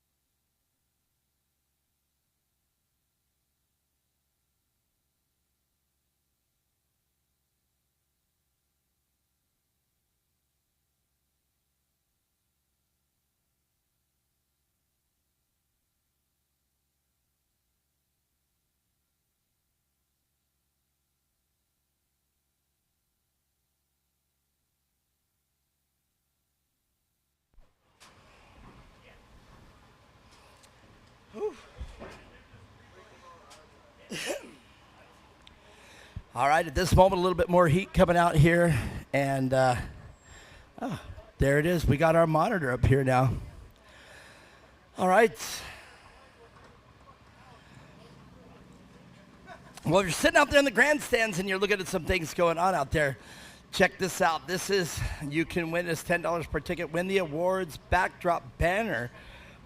It's really cool out there. It's printed, and obviously with the pumpkin and everything being here on October, it's going to be a one-time deal. But if you guys are out there and you want your shot at taking home the backdrop banner, it's $10 per ticket. There it is once again.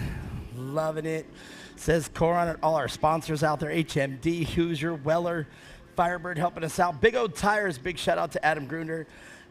Jones, Ford, Jeep, and Ram out there in Wickenburg coming on for this race. R&R Steel. Cannot say enough about R&R Steel. Doing everything they can for us to make sure that this race series is successful and just awesome, and I love it. I love working for Core. And let's see who we got up next. The 800 modified and open class.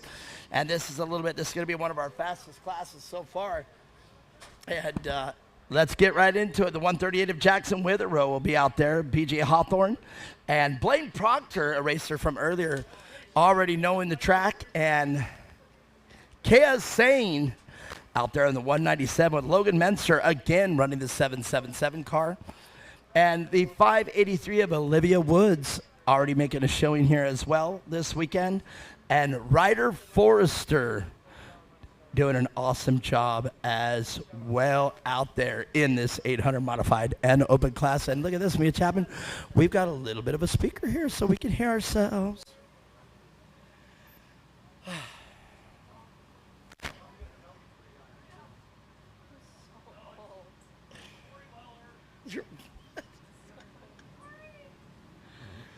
All right, so as we've been doing all weekend long, looks like they're just going to come out here, take the green, and get to it. Let's see if this race is no different. We're going green. The 583 car will lead them into turn one of Olivia Woods. And Olivia Woods now already getting pressure.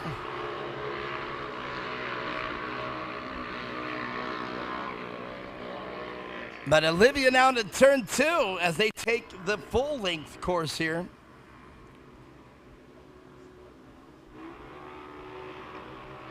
And Olivia Woods already slipping out there, but now the 72 collecting three other cars. And almost another with Logan Menster.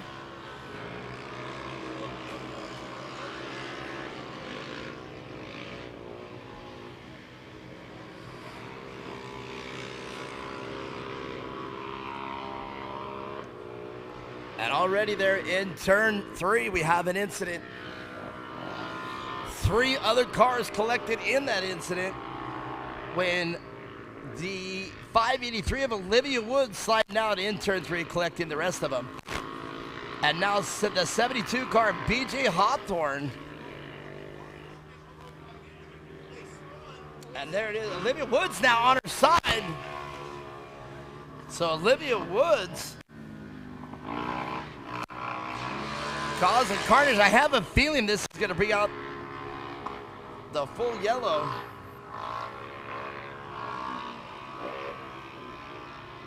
Hard to see what's going on here. A little bit of drama unfolding there right in front of us. And there it is, Olivia Woods. And I don't know how they're not going to bring out a full course yellow here, as they are right in the middle of the track here coming out. And again, I am not the race director, so I'm just seeing what I see on my monitor. But BJ Hawthorne is going to come right into that turn. You're going to see it yellow flag with just a local. And they're staying just local, so BJ Hawthorne will negotiate to the outside of that. And as will the rest of the field. And Blaine Proctor now in second place, with Logan Menster, the 777 car, in third.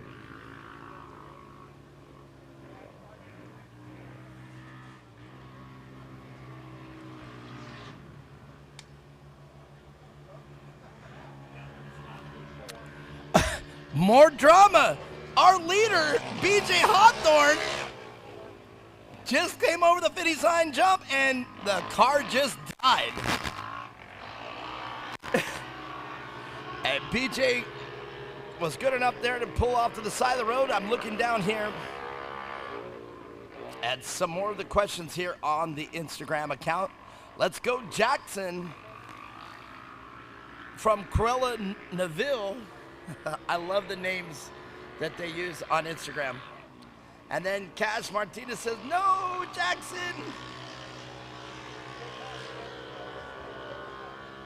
So if you guys have any questions here on the live track feed, go ahead and go to Instagram. Any of the questions, go ahead and put there on the live feed, and I will try my best to get to them and answer them.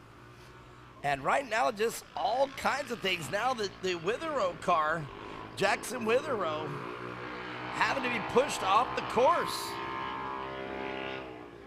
So already the 800 modified and open class has proven to be quite eventful. And another. At this point, it's just drive, survive till the end of the race kind of thing. I mean, you would think if you came here to an off-road race and saw this as your first race, you'd be like, wow. This is pretty exciting. Now, I wonder where everybody is at, because BJ Hawthorne is off. There we go.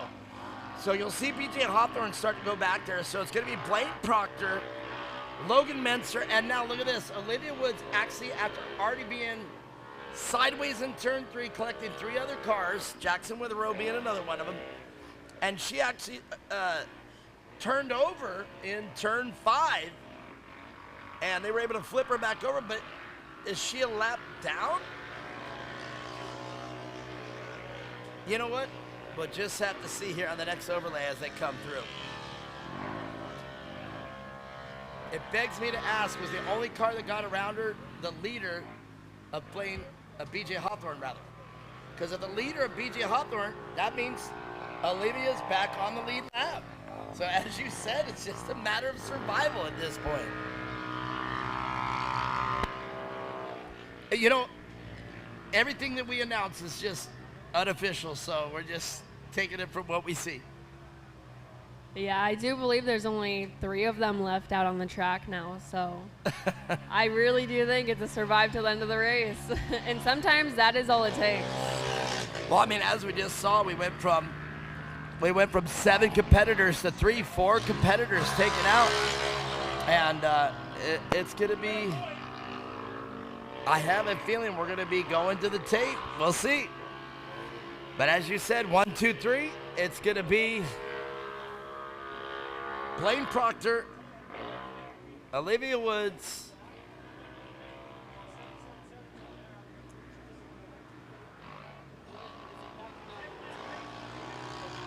and Logan Menster.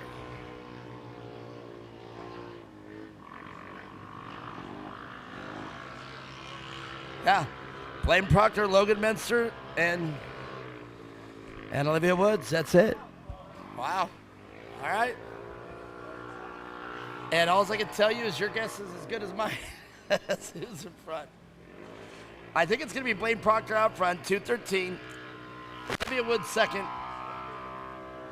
And Logan Menster, because Logan was in the middle of that pile up there in turn 3.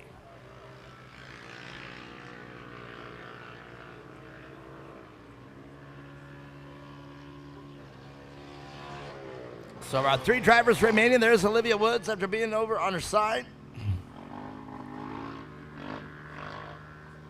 And look at that, the drone picked up a mud clod.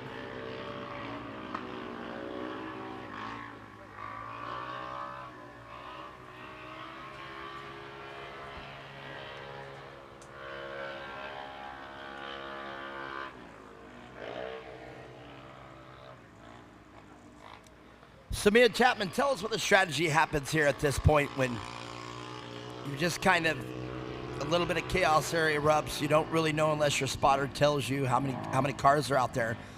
Do you still drive for the wood, or do you just kind of, just like you said, try to get the car to finish? You just kind of step it a little bit and take it. If you're at 100%, do you step it down to 90, even 80%, or do you just continue to run?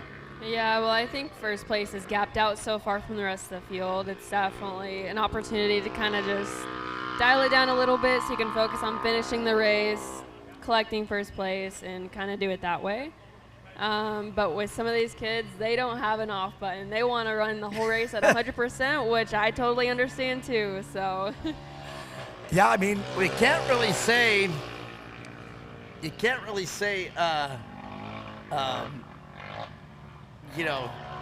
Step it back on this. But, these kids, you got to let them go. You got to let them do what they feel is right, because that's when the car's prepped, months ahead of time, you get out here to the track, it boils right down to the driver at the day of the race. So once they get out there and they're out there, I bet, like you said, it's all they got all the way to the checkered flag. and then there's the factor of them racing tomorrow as well. So it's, in this kind of situation, I think it might be a little better just to save the car, finish the race clean. But yeah, we got our competition yellow out now, so we'll get them all gathered up again and see what happens whenever the green flag drops. So we're going to bunch them up again, and as I did speculate or figure out, Blaine Proctor in front. And again, these are unofficial because I don't know who, which way we're running. But Blaine Proctor in the 213 car is going to be followed up by Olivia Woods. No, look at that. I was mistaken already. Here we go. So Olivia Woods did get put down quite a bit, but still on the lead lap, because the only car that got around Olivia during her mishap was the BJ Hawthorne car, which we're sitting there watching from the side. So the Logan Menster again get in a podium position.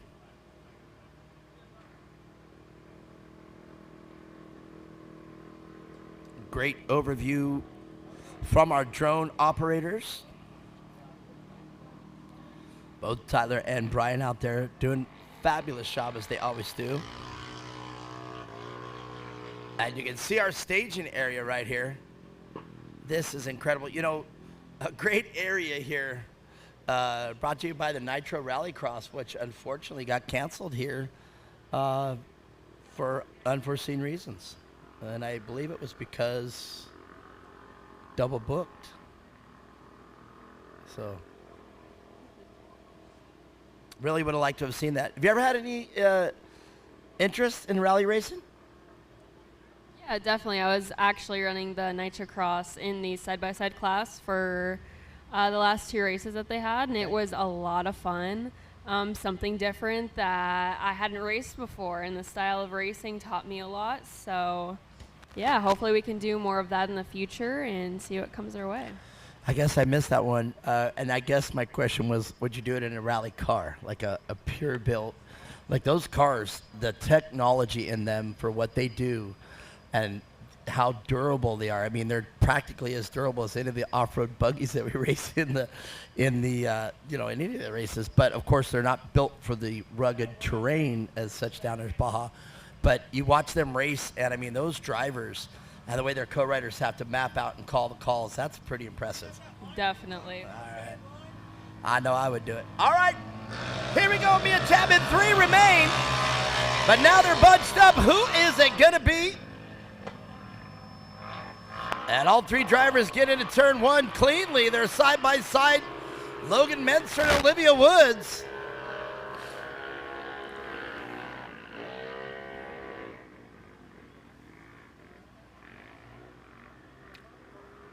And now a little bit different here. This is exactly why we do the competition yellow.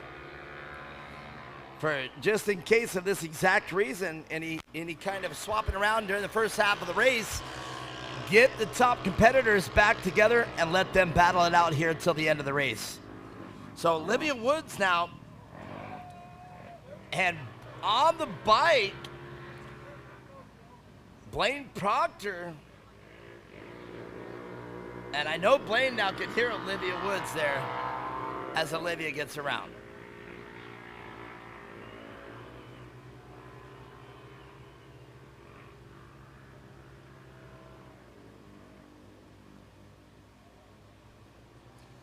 So Olivia Woods collecting 3 cars here to turn 3. Ben over on her side. And now, because of competition yellow out front.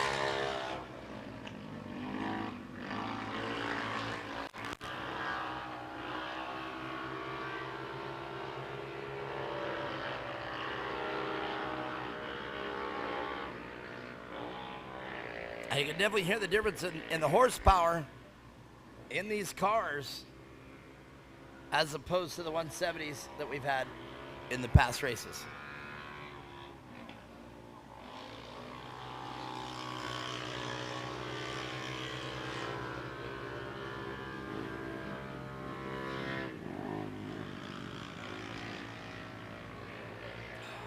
On the bike again. Now, Mia Chapman, if I was watching this and seeing on the bike, what is the main cause of that? Are the tires, is there too much bite on the tires, or is the driver just flat out pushing it too hard into the corner?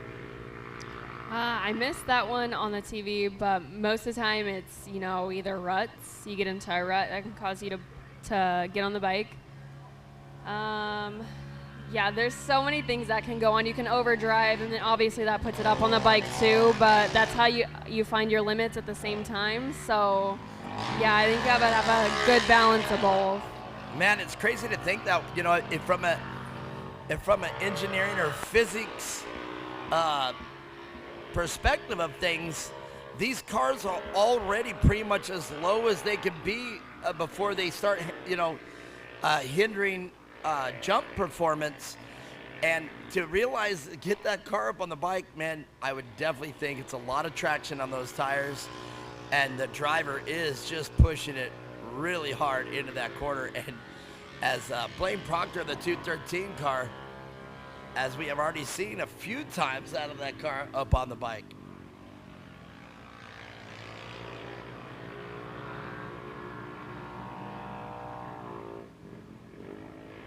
Have you ever seen those videos on YouTube, the guys overseas that get the Toyota Land Cruisers and everything, and they just swap them one side and then hard swap to the other right up on 2 wheels and drive it down the street, and generally with no seatbelts on, climbing out the windows? It's like, oh, wow.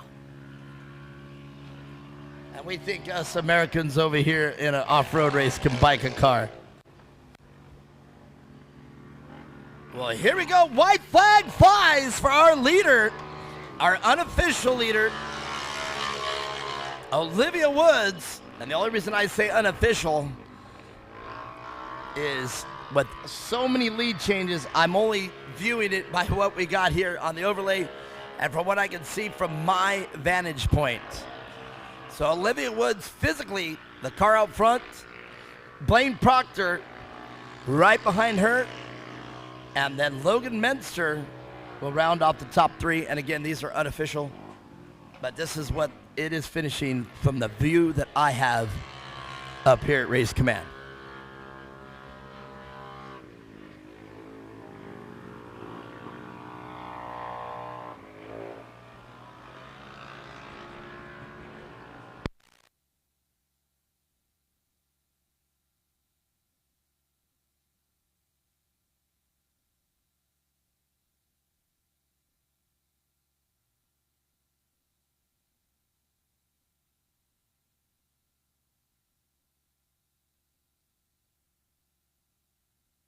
Checkered flag flies for Olivia Woods.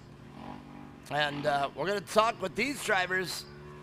Now, I hope this is going to be a pretty interesting podium, because with everything that just unfolded in front of us, I would hope that they have a lot to say here on this podium.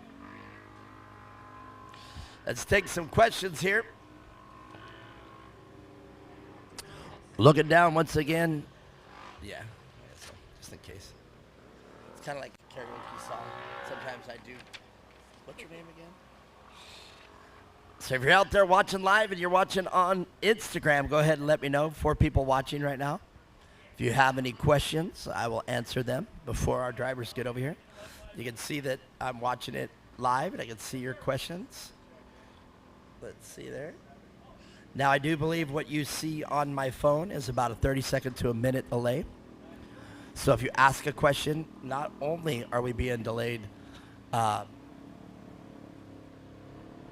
from here, about a 30-second delay, there's also a delay. Oh, yeah. About a 30-second delay. So that's not that far. But let me know. I'm going down to interview these drivers, and let me know. Put those questions on Instagram.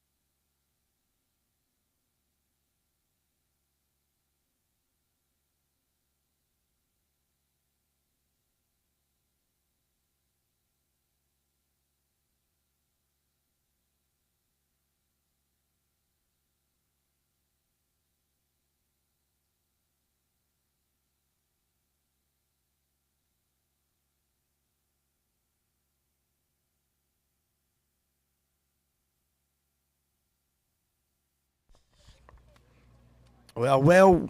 Got to make sure my microphone's working. All right, look, we're going to talk to you once again, man. A lot of drama unfolding on that race. Cars going everywhere and a lot of cars checking out. What was it like from your seat? It was kind of scary how I was right behind Olivia and then she flipped like right there. Did you get to see it? What did you do to avoid it? Did you slow down? Did you brake, or did you just steer away? I just steered away to the right. All right, very good. When you see that happen, does it slow down your momentum? Does it change your focus, or were you able to regain focus and get back into the race? Maybe like refocus almost after that. It is pretty daunting when you have to deal with that and think about, is that rider okay? Are they going to be okay? Or what do you think about for that driver? I don't know. I just I'm trying to recreate it because I'm looking in my head what it'd be like from your seat. Well, all right. Well, still a great race. You're here on the podium. You're talking to me. So let's talk about the people that make your race program happen.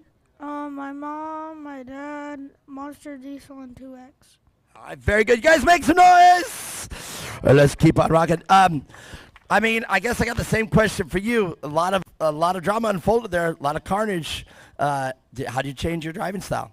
So at the start, when the whole crash happened, I was right behind Kaya Sane when she, it was Jackson, Jackson hit Olivia, and then Kaya was right behind Jackson, so Kaya hit Jackson, and I was right behind Kaya, so I hit Kaya, and I think that did something to my car, the tire, because towards the end of the race, you saw. Yeah, you were on the bike a few times. Yeah, the second time I thought I was gonna tip.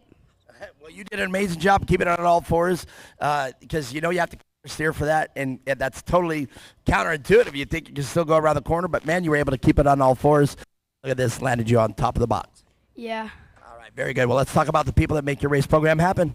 Reaper, my dad, my mom, and all my other supporters, Jason Witherow, Jimmy for making my car, Dad for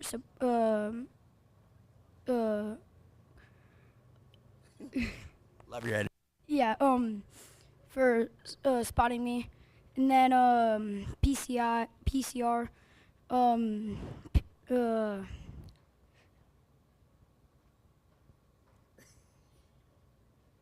I don't know off the top of my head, but all my other sponsors and supporters for helping me out and supporting me. All right, very good. I'm going to get out of the way here. Blaine Proctor and Logan Menser doing a great job. And Olivia, we're going to talk with you. And wow, there it is. Big pictures, big smiles.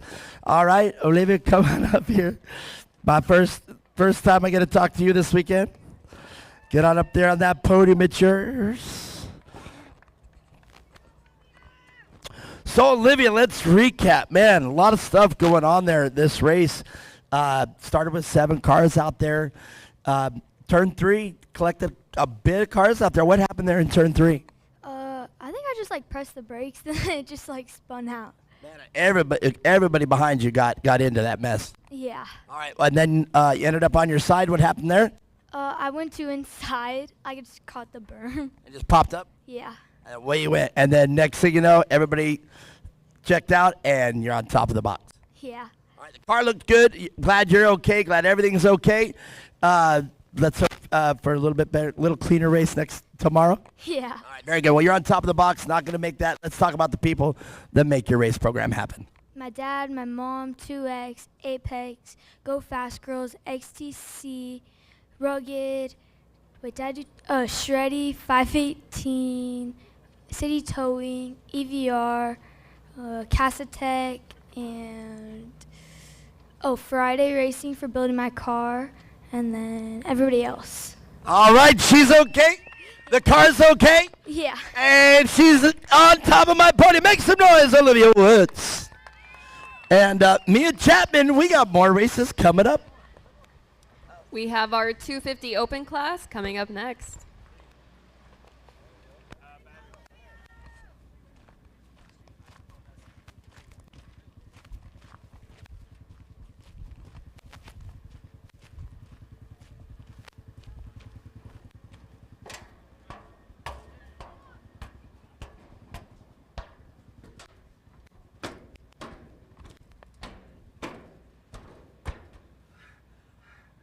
All right, I'm just kidding. I have to do it halfway up there. I really am better than I thought.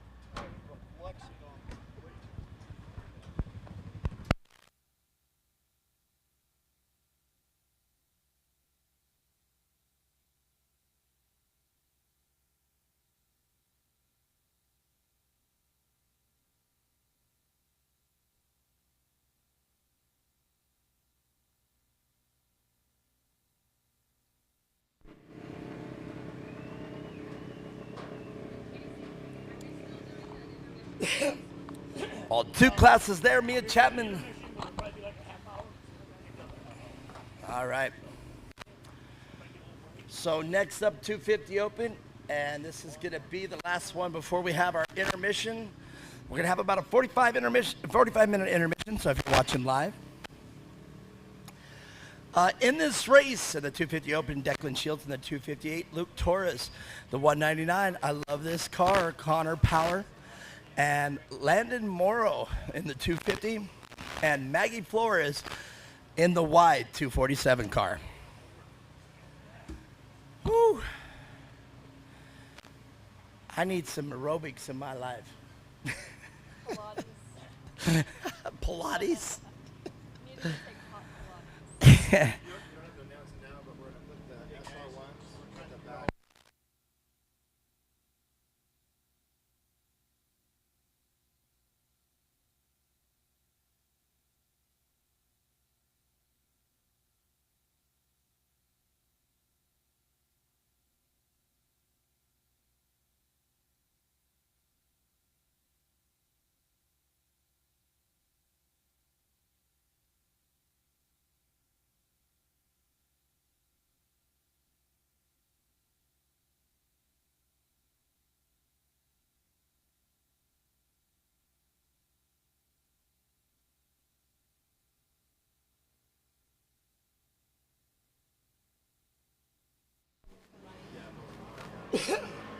All right, if you're just joining us out there, we're back to green. This is the 250 Open. And I tell you, this is slowly becoming one of my favorite classes. I just enjoy the way that these cars are set up. I enjoy the speeds they're reaching. You know, they're another class that you have to really be. This is a driver's class. Definitely, yeah, a little bit faster as we go on throughout the day with the classes. And these are some really talented drivers in here. They always put on some great battles while keeping it pretty clean for the most part.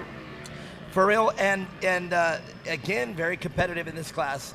All these cars still pretty much, they are modified, but they are very equal in their modifications, as you were talking earlier. Not a lot of aftermarket companies that make these things happen. You guys can eat all these too. You guys want candies? But indeed, with this class, still a lot of, it's a driver's class. That's the bottom line. My mind was 5 different places there. 258 out front. Declan Shields, no stranger to being out front of this class. On the bike going into turn 1. We were talking about that.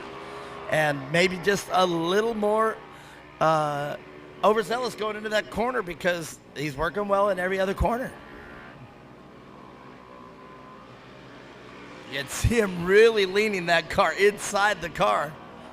The young lady that I'm here with was asking me that they have the head and neck restraints in the seats, and I said, well, those are called bolsters. And those bolsters in some of these classes, I'm sure your seat has pretty large bolsters as well for the speeds that you're carrying on top of your Hans device that you have for your helmet. No? Bolsters, the big things around your helmet? Oh, yeah. Quite a few people run those. It's really preference-based. I personally don't, but yeah, I obviously run full safety gear and everything, and the Hans device does its job, so I don't think I necessarily need to run those, but totally optional. I don't think I would want to run the bolsters just on the reason for vision impairment. Even though in racing we're really focusing, up front and well up front, I think I need to have my awareness and my other senses excited. In other words, I got to have the hearing. I got to kind of be able to turn my head a little bit and see who's next to me. I guess it's just, again, like you said, probably just preference. I think the bolsters, I'm not necessarily claustrophobic, but I think those bolsters would make me a little claustrophobic. Yeah, it does make it tough, at least for me, when my head's banging against both of them as we're going down, off-road tracks. It's not going to be a smooth ride. Right. So that was a big thing for me, but a lot of people, it doesn't bother them. I mean, you're starting to see them more and more. Even though they are a nuisance or bothersome to some people find them very comforting and can do really well with them. So, but lots of jolting around there. Man, the Y250, 247 there. Or was that Landon Morrow? It was. Just a little bit of air time there coming over the finish line jump. The 258 out front, Declan Shields enjoying a smooth race.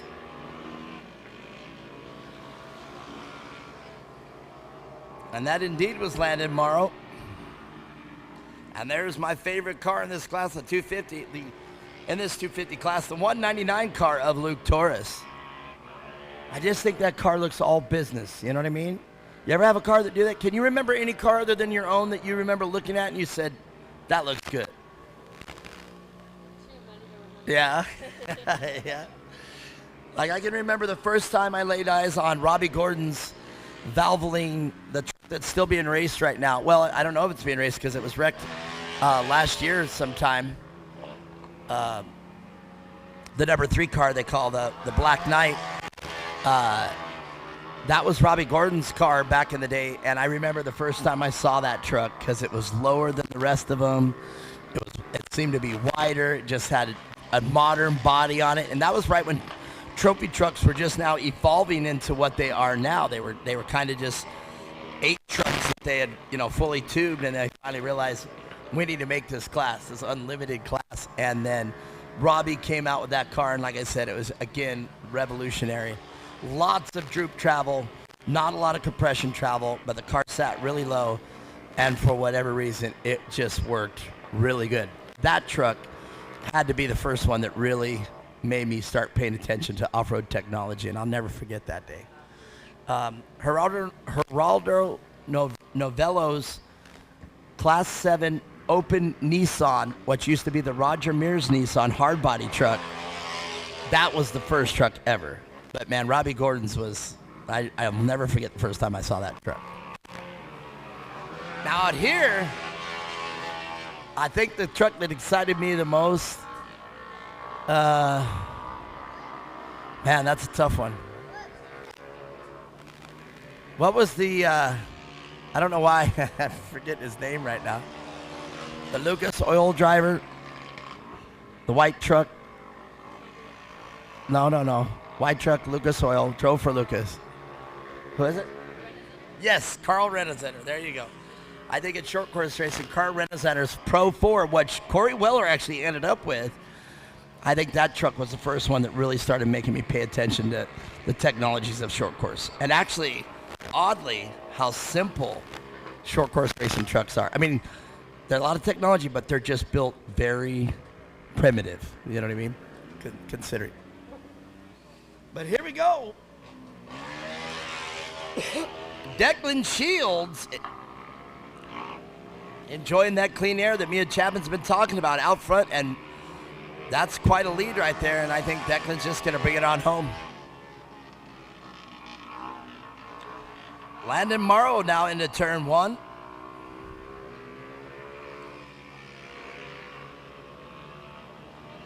And there you can see a really good view of that live axle that I was talking about, which is far different from the four-wheel drive cars. These are two-wheel drive cars, and that axle, there is no differential on the back of these cars. If the inside wheel's turning, so is the outside at the exact same rate. So very easy to set up in a corner with a live axle. Definitely, yeah. You can see the different driving styles and the way they're setting these cars, and some of them aren't setting the cars and driving straight through it and carrying momentum. So, yeah, they're doing a great job out here today. A really clean race. Well, what's really neat is it transfers traction differently. You can really pitch it one side, and it very evenly produces the same traction as it pitches the other way. So the term throw it into a corner, you can very easily throw a live axle or a positive traction differential or any of the ones that are locked up. It's very easy to find the traction you need to set these and back it into a corner. And those are terms that you know. Back it into a corner, set it up. Let's see, what else? Throw it into the corner. What are some of the other terms you know? All the same. I like the term back it in. Because sometimes some of these drivers are already sideways before they even reach the turn. Here we go. Declan Shields out front. Landon Morrow still out front. All right, up there in second place. And the Taurus car, the one I love, the 199. Luke Taurus.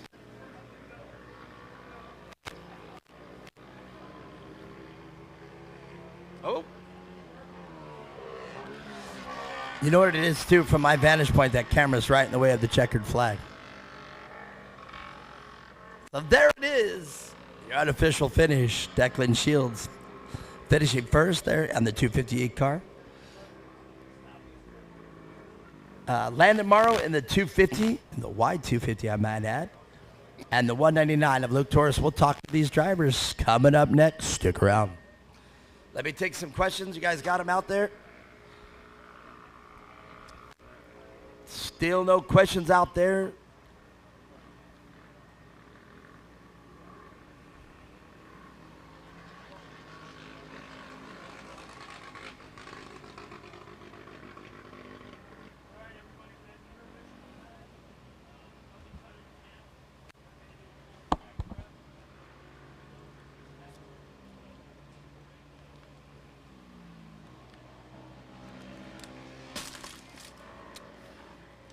And Maggie Flores now also taking the checker flag. Hey, don't forget, once again, if you're down there and you like that backdrop, win the awards backdrop banner, $10 a ticket. I've been showing it to the camera. If you guys are out there and you know somebody at the race to say, hey, put $10 in, I'd love to have that backdrop. You want to have it in your garage, you want to have it in your shop, you want to have it anywhere.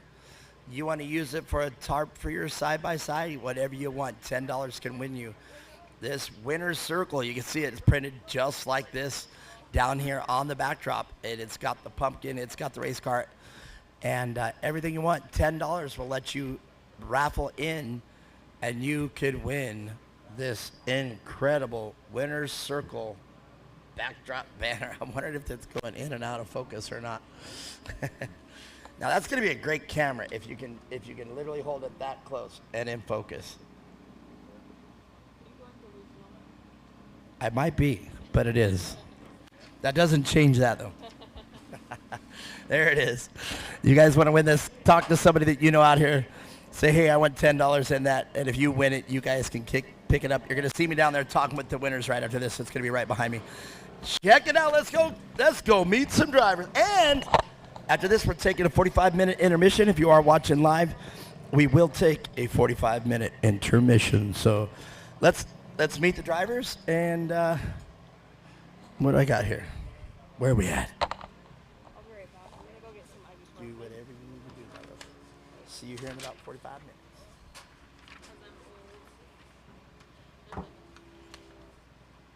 Boom, boom. Phone's in my pocket.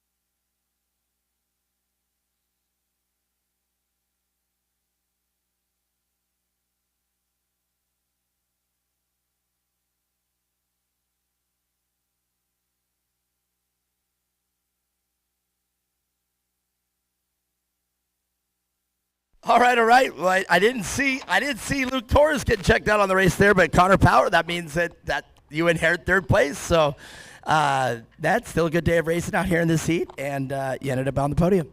Yeah, it was nice. How did it finish? How do you feel out there in the track with dealing with this heat? Yeah, I taught out the 250 I just don't like it for the track. The RS1 I like, though. Oh, wow. Okay, so the 250, though, live axle car, we were talking about it, me and Mia Chapman. It's got to have your hands full, and this is still a class. You got to keep your momentum up. Yeah.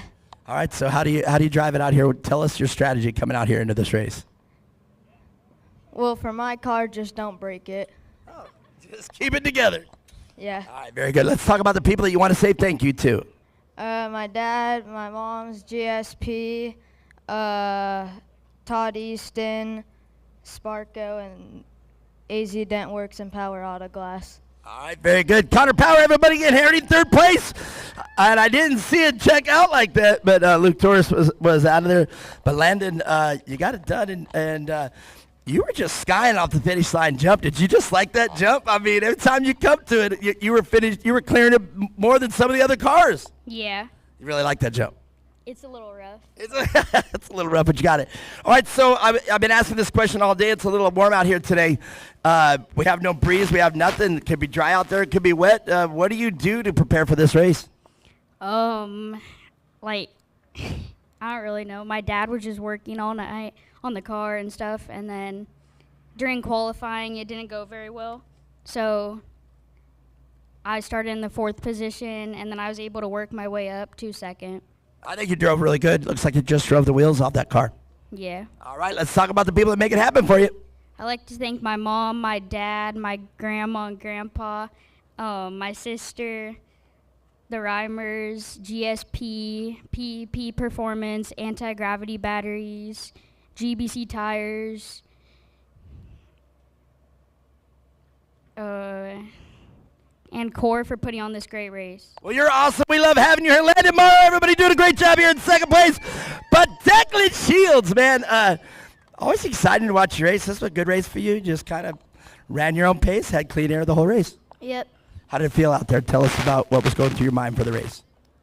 Felt pretty good. I know Landon, he was getting some better entries in the turns than me, but I was getting better exits, so kind of went my way. And I know I had some more speed on the straights, though, but I won, so. Well, I think if you're going to carry the speed to the straightaway, the exit is a little bit better for you in that style for sure. But both can be the game changer here at the end of the race. So good job in doing that. Well, all right, 1st place, and let's talk about the people that help you get here. My mom, my dad, my sister, Cub, Dylan, Sparko, GSP, and Benchmark Performance, and Core. All right, well, thank you. We love having you here, too. Make some noise for these Warriors. The 250 Open Class with Declan Shields coming out victorious. And we are going to take a quick intermission. And all I can say to everybody, make sure you stay hydrated. It is a little bit warm today. You know, I know it's warm, but it is. All I got to say to everybody, it's not as warm as it could be here in Arizona. This is actually not a bad temperature to deal with. Stay hydrated. We'll be back in about 45 minutes.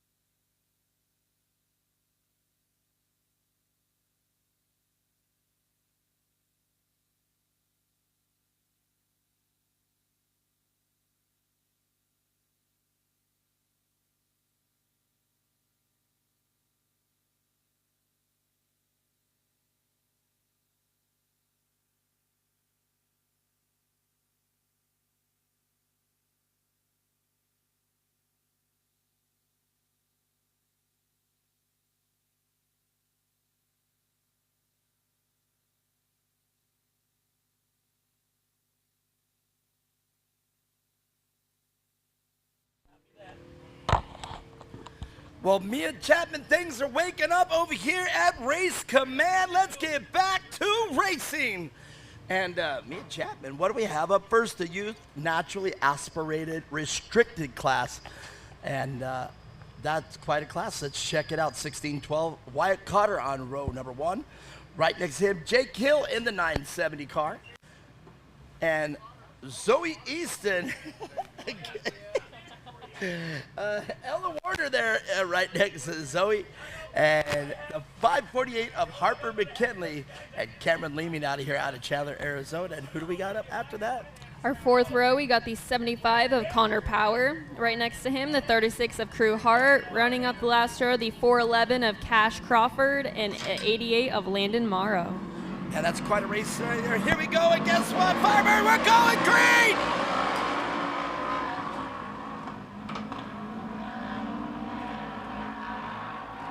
It's like I just walked up here, get right to work. Let's do this. I love it. Want to say a big special thanks out there to the Jones Jeep Ford Ram TRX that we got here for our official pace vehicle. And also while we're out there, Big O Tires, Adam Gruder is in the building.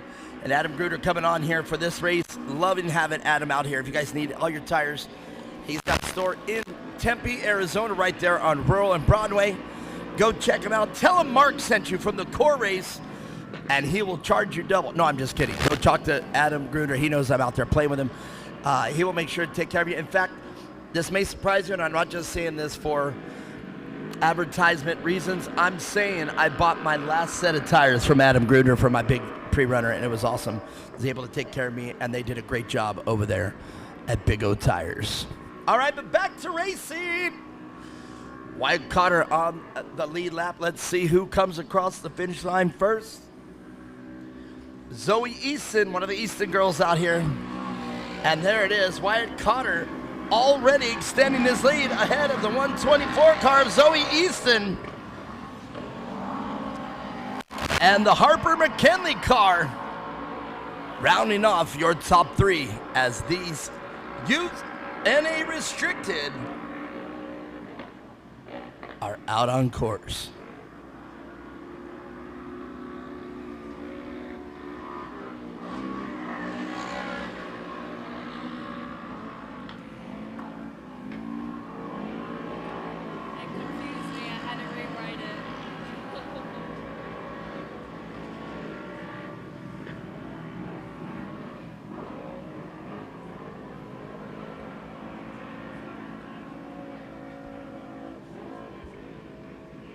Well, looking at the course from the bird's eye view right there, you can see that Kelvin and the crew did a great job. You can clearly see the moisture on the track, keeping this track beautiful. And again, from that angle, it looks different. You can definitely tell from the top angle how much these tracks have to be watered to keep them dust free. And here they are on the tarmac, but Wyatt Cotter running his own race, just gone.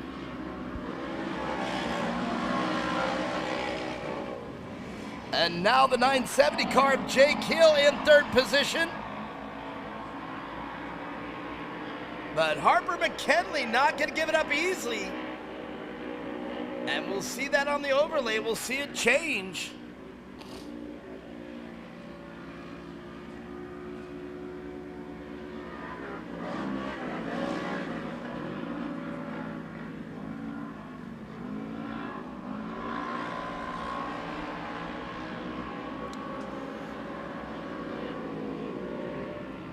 And you can see the cars. That's turn number 4 right there. And then the other one back around turn 5 and turn 6 and the final turn of this 7-turn course, which is the tarmac. Zoe Easton, a little bit of a slip up there. And I do believe that's Harper McKinley now. Oh, and Harper way off course.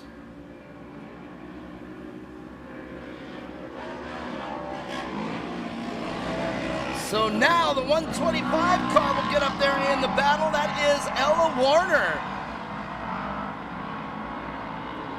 So Jake Hill, the number 970, finding himself right behind Zoe Easton for the battle for second place, as Wyatt Cotter has just run his own race since the drop of the green flag.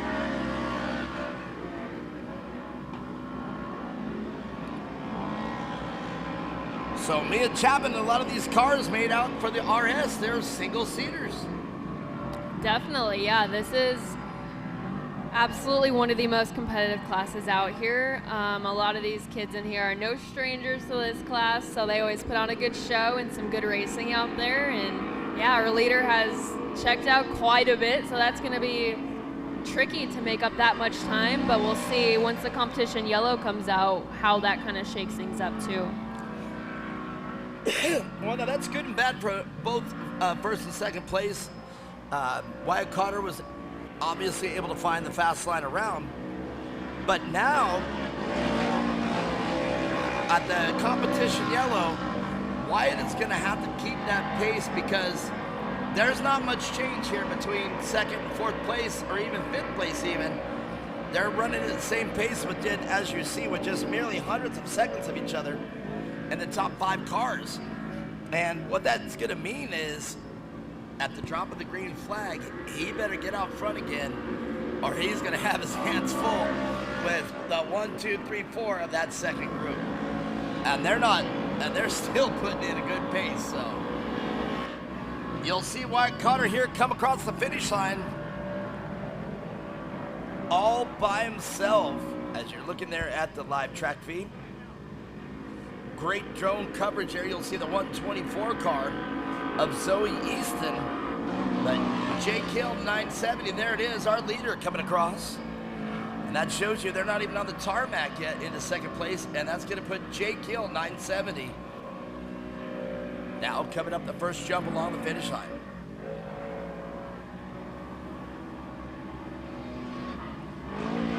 Jake Hill, Zoe Easton, and the 125 car of Ella Warner, your top 4.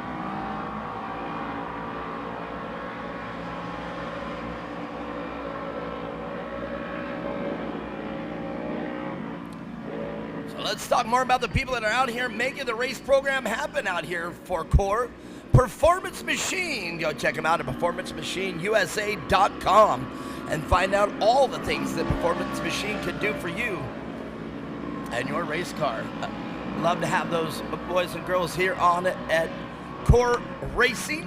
And if you guys want to know more about Core, go to corracing.com. That's coreracing.com.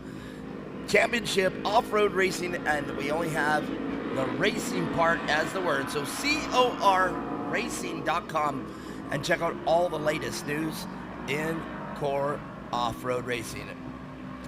But now Ella Warner challenging Zoe Easton for that third place, and they are rubbing going into turn 5 there, and now coming down the front straightaway, they're drag racing. And as now we can see the competition yellow coming out. They were racing to the yellow, and look at that, Wyatt Cotter already up on the bumper of our Jones Ford Jeep Ram official pace truck that they brought out here out of Wickenburg, Arizona. We're loving to have Jones out here. Jones Ford, Dodge, Ram, Chrysler. Man, they got a lot under their umbrella over there in Wickenburg at Jones. And I'm just telling you, out here in the valley, it's worth the drive to go up and see Jones.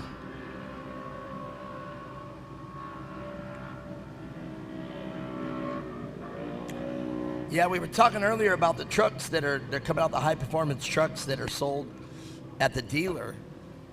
And I have to agree with you, the Ford Raptor, the Ford Raptor R, especially as they have that adaptive Fox shock technology now. And you can actually change the dampening of your shocks from your phone. That's pretty amazing. You can actually change them inside the truck as well, but I'm just saying, Bluetooth connect to your phone, download the app, you have complete control of your Raptor R, including network and onboard things that they have there on the Raptor R. But the TRX that we have out here today, Bilstein adaptive shocks, and man, those are some beautiful units. I love the big names in shock technology.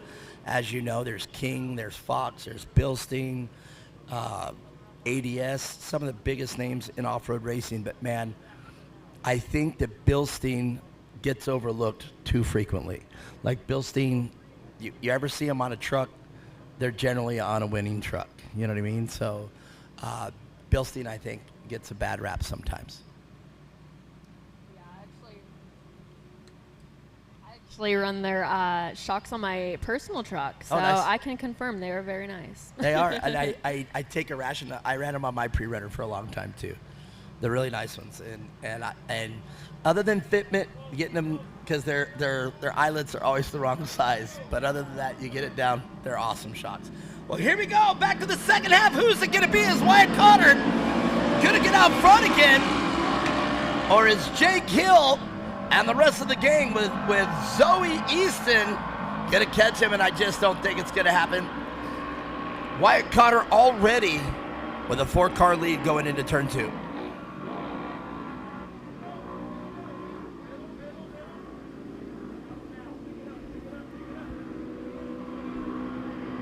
Looks great out there. A tightly packed field out there. Wyatt Cotter just going to have to run it again, run his race. And Wyatt Cotter, smooth as glass out there. He has the ability to put that car on the top of the podium. 125. Ella Warner there on the bike going into turn 4 rather. And a great shot of the drone work. Brian doing an exceptional job once again. And just drone work here. So amazing. And the shots that they can provide here for our live track feed.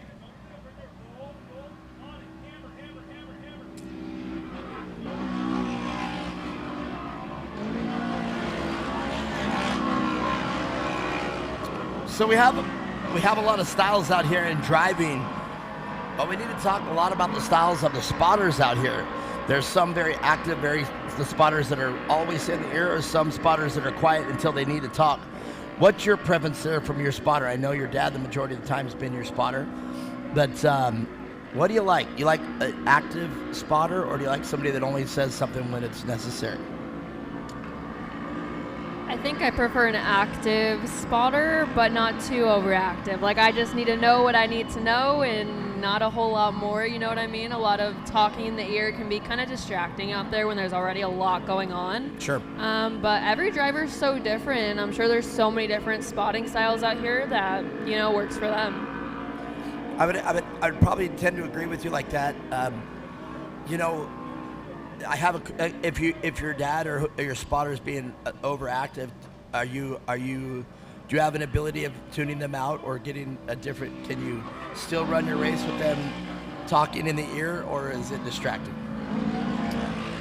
I haven't really run into that problem, especially with my dad. He's definitely more on the calm side when spotting, which is nice. You don't get too riled up too fast. Right. Until it's needed, right? When you start making mistakes and start off a little more, as it should, but yeah, I think he's got a pretty good mix of both. Right on. I would imagine, because I mean, you two, both you and your brother, doing a fab, and I'm very certain he's spotting for your brother right now. I would almost hope there's no doubt, you know, and. You're probably a daddy's girl, and I'm not saying that in a bad way. I'm probably saying that you probably have a great relationship with your daddy. Your dad. I mean, I said daddy again. What the heck's wrong with me? But man, I bet a bond between your brother and your dad too. It's a male bond. It's a different bond. All right. That was on the bike. Did we miss it? Yeah, car got on the bike there in turn 5 and just couldn't save it.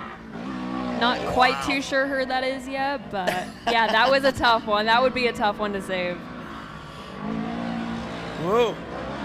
Well, this race could probably end up the way that it is. Wyatt Cotter now extending his lead. And they are going out. We'll see how that one ends up here. How is the rest of the field? Wyatt Cotter going to have to thread the needle.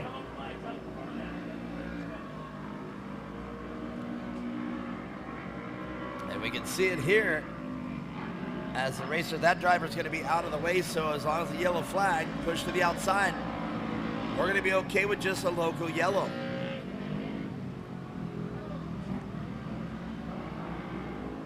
Well, there you go. But back to that, I bet the bond there with your dad and Ryder just is just a little different. Not better, not worse, just a little different than what he does with you, I bet you. Yeah, I think we all definitely have different relationships together, and you know that's kind of how it is with most parents out here. They get to bond with their kid and doing something cool. Man, I have 2 boys, and I wondered how I would have been if I had a girl. I'd probably been just like your dad. I would say it's pretty cool, but I might be a little biased. I think it's pretty cool. I think I would probably be way overprotective though. I'd be the kind of dad that if you're going on a date with my daughter, I would throw a bullet at him and say, it comes a lot faster at 10 o'clock. All right. Well, there it is. Wyatt Carter just checking out, and that's where I got it in there. If nothing changes, we're going to keep it right here. Wyatt Carter just ran away with it, was able to just run his own race, and the real race happened behind it with Jake Hill in the 970 car and Zoe Easton. And I know Ella Warner, for a moment, was up there just really pushing it. So we're going to talk with the winners right after this, but what a race. And again, the races just keep getting better and better, more exciting. I definitely have to agree. That was a really good race. A lot of battles going back and forth everywhere throughout the field. So, yeah, that was awesome. I agree. When you can watch a race like this, you know, it is kind of crazy to see a leader just have everything on rails and dial it up like that. But it's always great, too, to see the rest of the field that could be, you know, right there, if anything, just a smidgen different. And, you know, if Wyatt does make a mistake or slip up on that car, but as he's been solid all season in that exact car, it would be safe to say that they got that thing just dialed up, change the fluids, tighten some bolts, come out here and race. Definitely. Let's talk to the drivers right after this.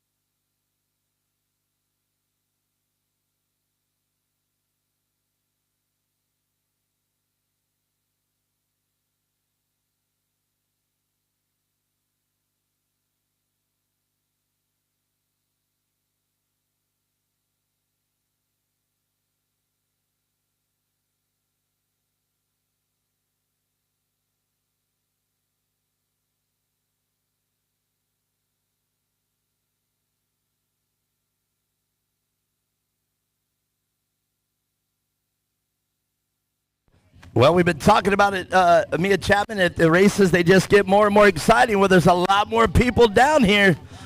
So that means these races are getting a little faster, a little more entertaining, and a lot of different faces.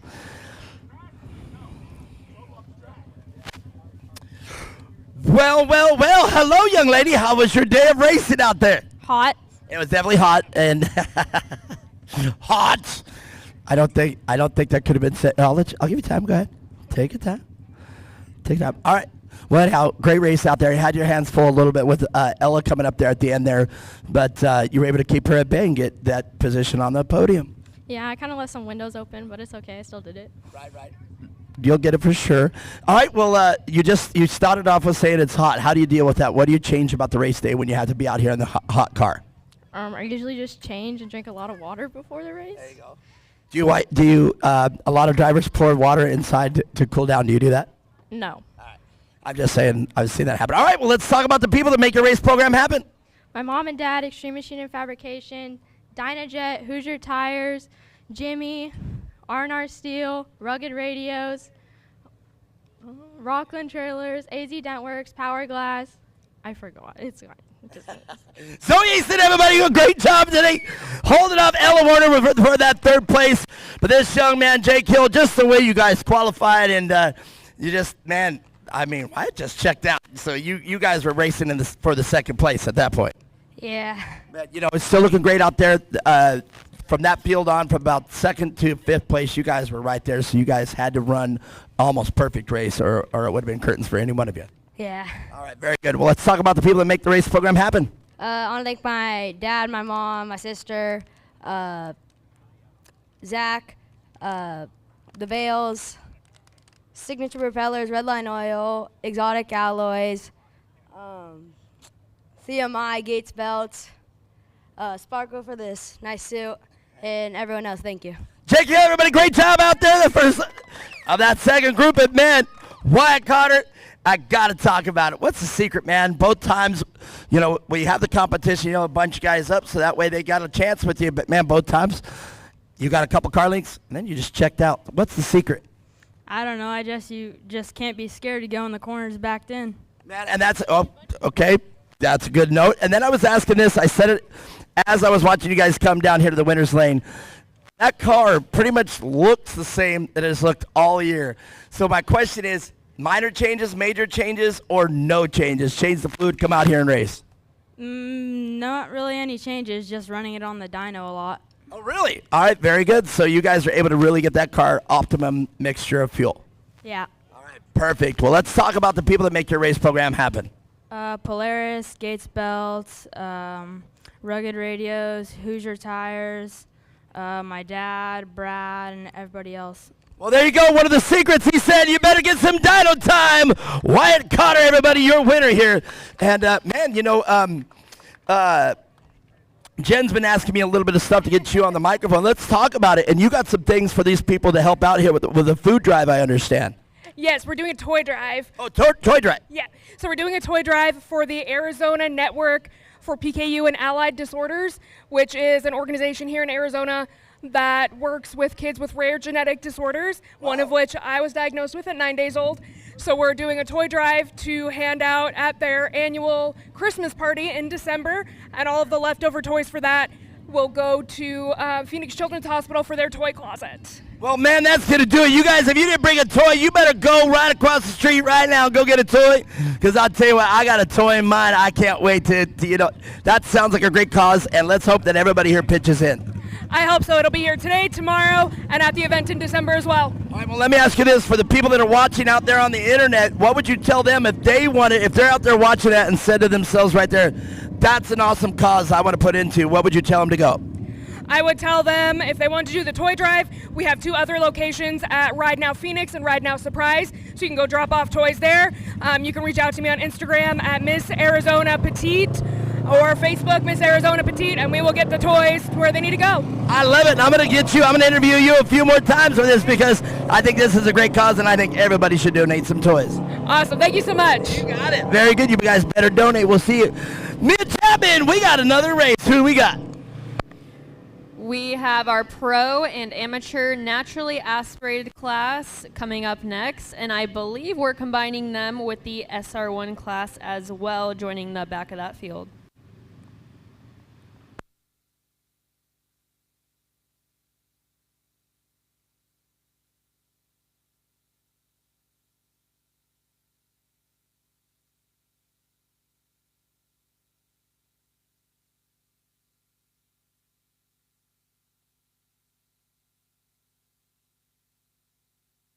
You know me at Chapman, we talk about a lot of stuff here happening, but we forget that this is October 26th. Not only is it my birthday, but there's two big nights in entertainment in the year, and one of them is definitely Halloween, and this is the party Halloween night, and we're racing out here. But there is also New Year's is the big night, but right now, we're going to have a Halloween costume contest here tonight. And I have a few costumes in the bus over there.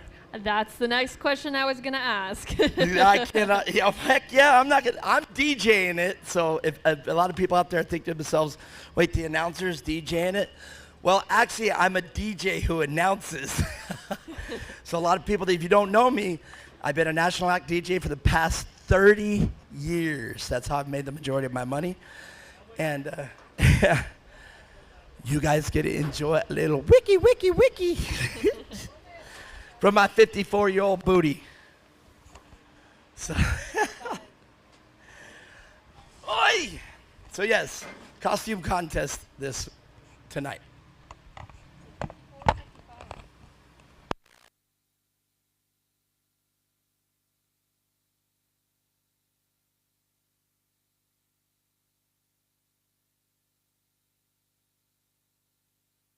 Dang it, I just got caught.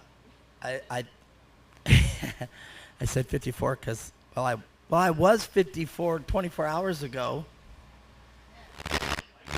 Now I'm 55. My son's back here, my 13-year-old son, look. Clayton, come on up here. Let's say hi to the people while we're waiting for the race because it sounds like we got a little bit of pause. Who do we have up next? The pro amateur. This is my son, if you guys are out there. Mia, I don't know if you've ever met my son Clayton, but he actually, on your absence on that last race that we had, because you were out doing the Red Bull thing out of Glamis, he actually came up and announced and actually did a fabulous job. How do you think you did on the mic last time? Pretty good. I think you did pretty good too. We were able to look at it, watch it on the feed. I don't think, have you even watched it on the replay? Kind of. Yeah, kind of. If I was 13 years old and he goes to a preparatory school, and I got to announce on a national level like this, I would be like, dude, you guys got to watch this. I announced at Core Racing this weekend. I think that's what I would do. I'd be all over it. But, well, thank you. And he's here for my birthday. He's just sitting here sweating until I hope, did you bring a costume? Well, we got, no, we brought plenty. We have about 4 or 5 costumes in the bus. Yeah. Yeah, I might even change costumes in the middle of the night. I'm very curious to see what these costumes are.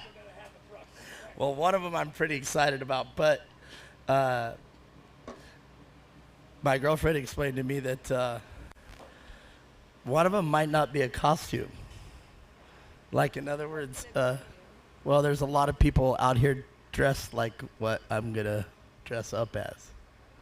So you'll see. What'd I do? Cut? Cooked. Oh, that's all right. One thing, if you haven't learned about your dad, he gets cooked constantly. This is my race family out here. They've been let's see, like we said, Clayton. I started work here for off-road racing that Mia Chapman and I have been part of for at least the past 10 years. That's crazy. Time flies, but here we are out here and still enjoying it. In fact, this area right here where I sit, this is where I've sit for all 10 of those years, right here. And here we are. Now look at it. It's a nice booth. It says Core, tells you you can see right here, coreracing.com. You know, I never thought about that. I've been sitting here announcing it, but I never thought about just saying, it's in reverse, obviously, but you can see coreracing.com. That's where you get onto. You guys can see the live track feed. And now you can choose whichever one you want, as we have YouTube, Instagram, Facebook, every one of the social sites now. You can watch all the racing live. Well, let's talk about some of the sponsors that we have here. Mia Chapman, Cactus Splash Pools out here, one of our sponsors out here. And they talk about winterizing your pool, getting your pool ready for winter. And that's very important because a lot of the pool concerns can happen at the winter time here in Arizona. So Cactus Splash Pools out here helping us out, and Core Off-Road Racing Series, HMD Racing. They are the graphics and the majority of the things that we have out here that you see on the fence, the banners, the shirts, everything. HMD out of Tempe, Arizona.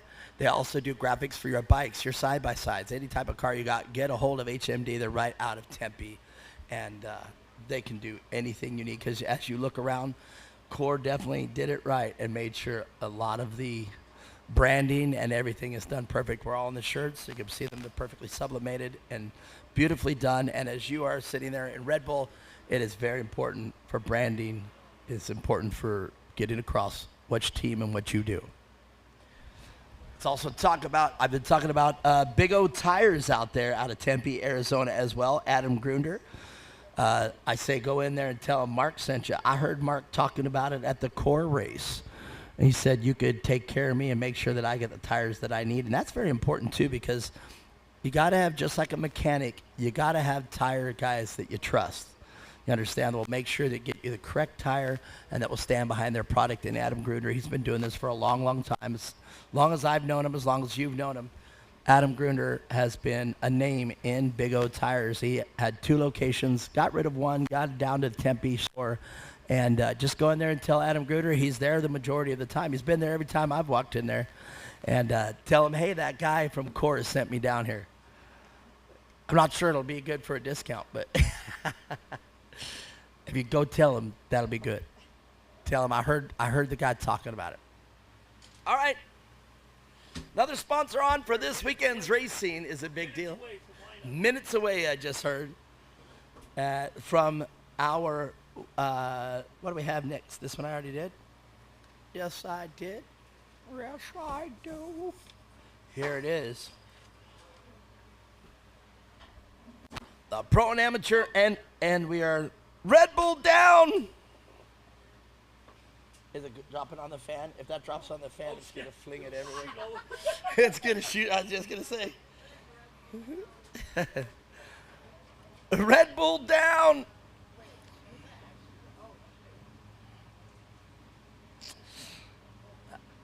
All right. Is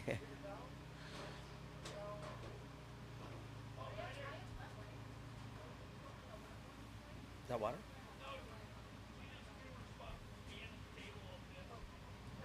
Thank you.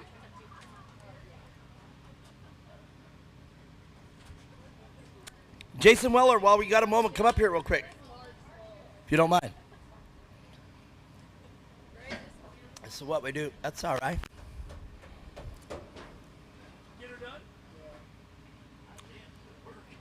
All right, so every now and again, I get to get some people up here to talk. Mia Chapman's been up here all day. Jason, get in the hot seat here. And grab this mic and let's have a little conversation. I got to hurry a little bit because Corey's all up right, next, we'll make it fast. Man, you're out here racing double duty. Corey's getting ready to race the SR1 class. We've combined the classes, and you later on going to be out here in the turbo class. Yeah, everything went good. Qualifying, I got first top qualifier, and Corey got second.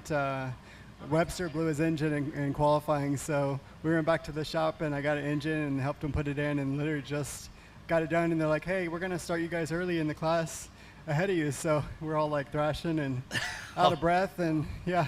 All right, really quickly then, one other thing, you are also racing desert racing. How does that feel to come back out here and do double duty? It's really cool. It's cool to do new stuff, you know, and it's a whole different group of people.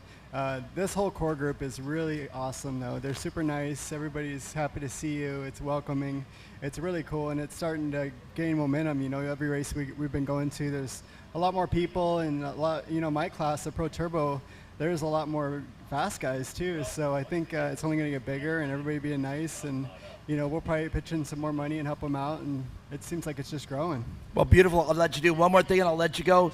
SR1, can we get that class back to the numbers we used to have? Is it going to happen, do you think?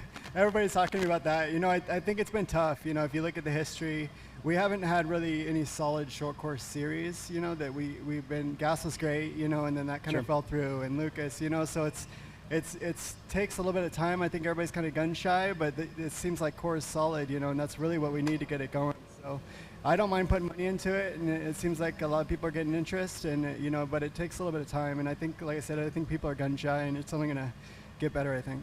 Well, there you have it, Jason Weller. I'll let you get back to it. You got to get another Corey going, but man, let's get that SR1. Let's get that going. I mean, that could be our premier class out here, and I really love to see that, and that's why I put you on the spot there, Jason. Jason normally doesn't really sit down with me like that, but that was pretty good. We got the booth up here, and as you heard Jason say, man, it's pretty solid, but I needed to get him back out there because Corey Weller's out there, and man, you know, I've said it, and I don't know if this is true, but it sure sounds true. I've said Corey Weller might quite possibly be the winningest short course driver in history. What say you? I mean, she has won so many races. Do you think? I mean, we haven't researched it, but I don't know, honestly. Yeah, it's quite a number to ponder, though. But I can just say this, like we talked about Carl Rennezener earlier. Carl Rennezener probably, arguably, the winningest driver in Lucas's history, but I bet you Corey Weller has still won more in SR1, and she even raced Pro 4 truck for a little bit. So I'll bet you she's one of the win. If not, I've said it a million times. I bet you she is the winningest driver in off-road racing, in short course off-road racing, and she's racing desert now too. So as you heard Jason talk about it. So anyhow, and she's going to be out here, and we're combining classes. So she's going to be out here with the pro and amateur naturally aspirated machines. So it's going to be interesting to see how the SR1s, and it was a last minute deal because there were only 3 SR1s as Scott Webster blew up his engine, but they got a new one in it. They got it in it, Scott Webster. So 4 cars, but we've already combined the class. So let's make it happen. So where's your money? Do you think the SR1s can outrun the pros? I mean, I would think so, right? Yeah, we'll have to see. That's just a pretty stacked field. What is that? It's 18 cars on the racetrack. So, yeah, hopefully they can all keep it relatively clean and come out of it well, but we'll have to see. So it begs me. I wish you could see Casey. He's very focused right now, but I wish I could just look at Casey and go, Casey, who are we running first? SR1 starting off? I mean, that's what I would hope. I would think that the drivers have talked about it and said start the SR1s ahead of us, I would think. Because, I mean, if I was running a side-by-side, like you got, like you said, you got Cole Warmer, Jackson, Alex Young, Brian Farrell, and all these younger names out here and riders out there. Well, I don't know. And Bobby's out there too. Well, I don't know. Well, actually, I was just gonna say, if you look at the lap times, they're not that far off of each other at all. It's a 104 for the pro, the pro class. And then the SR1, it's a 104 as well. Yeah. So it's literally like hundredths of a second separating them. Yeah, and we go back into the mid-pack here, like with Trenton Ouellette. And Trenton out here with 105, and Corey Weller, their best lap out there was 105. So I think they'll be dicing it back and forth with each other in each class. That's pretty close lap times. That's interesting. They're going to see how this shapes up. We've got another day of racing, so hopefully all the SR1s stay together, and they might get their own race again, because that's what I'd kind of like to see. I mean, I think they'll be able to keep it pretty clean. They're 2 completely separate classes, so I'm sure most people will be racing who's in their class versus, everybody on the track.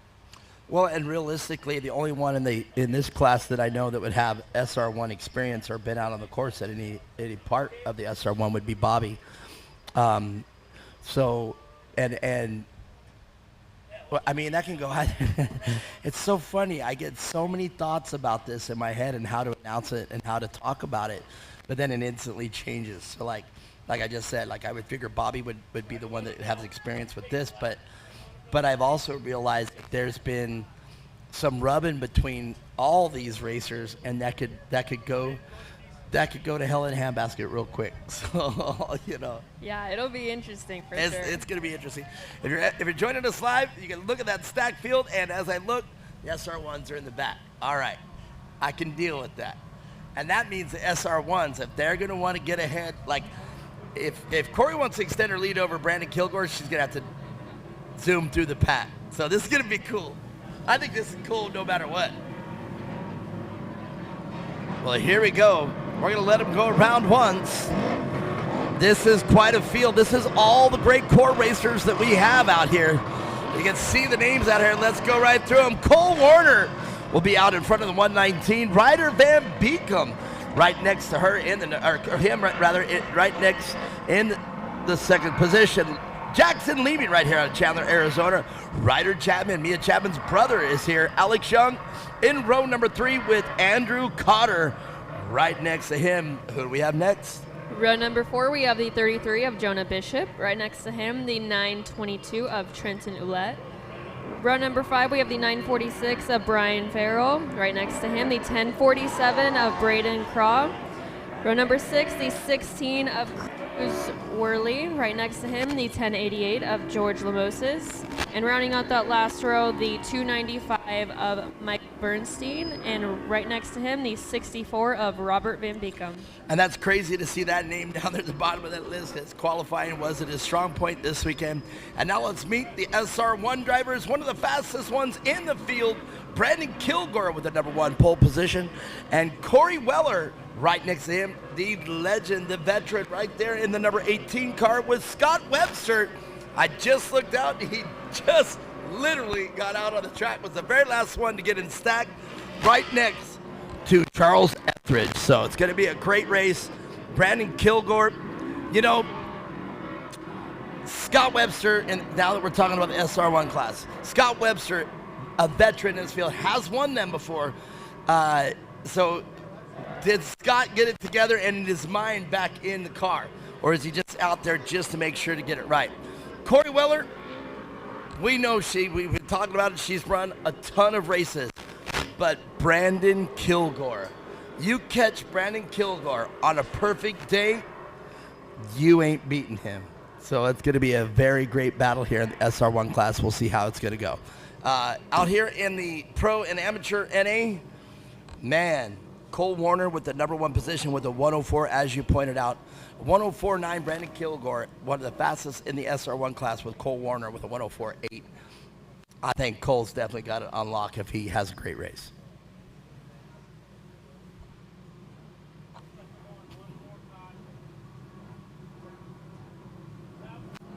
There's a leaning out there. Well, here we go. Firebird International Raceway, we're going green!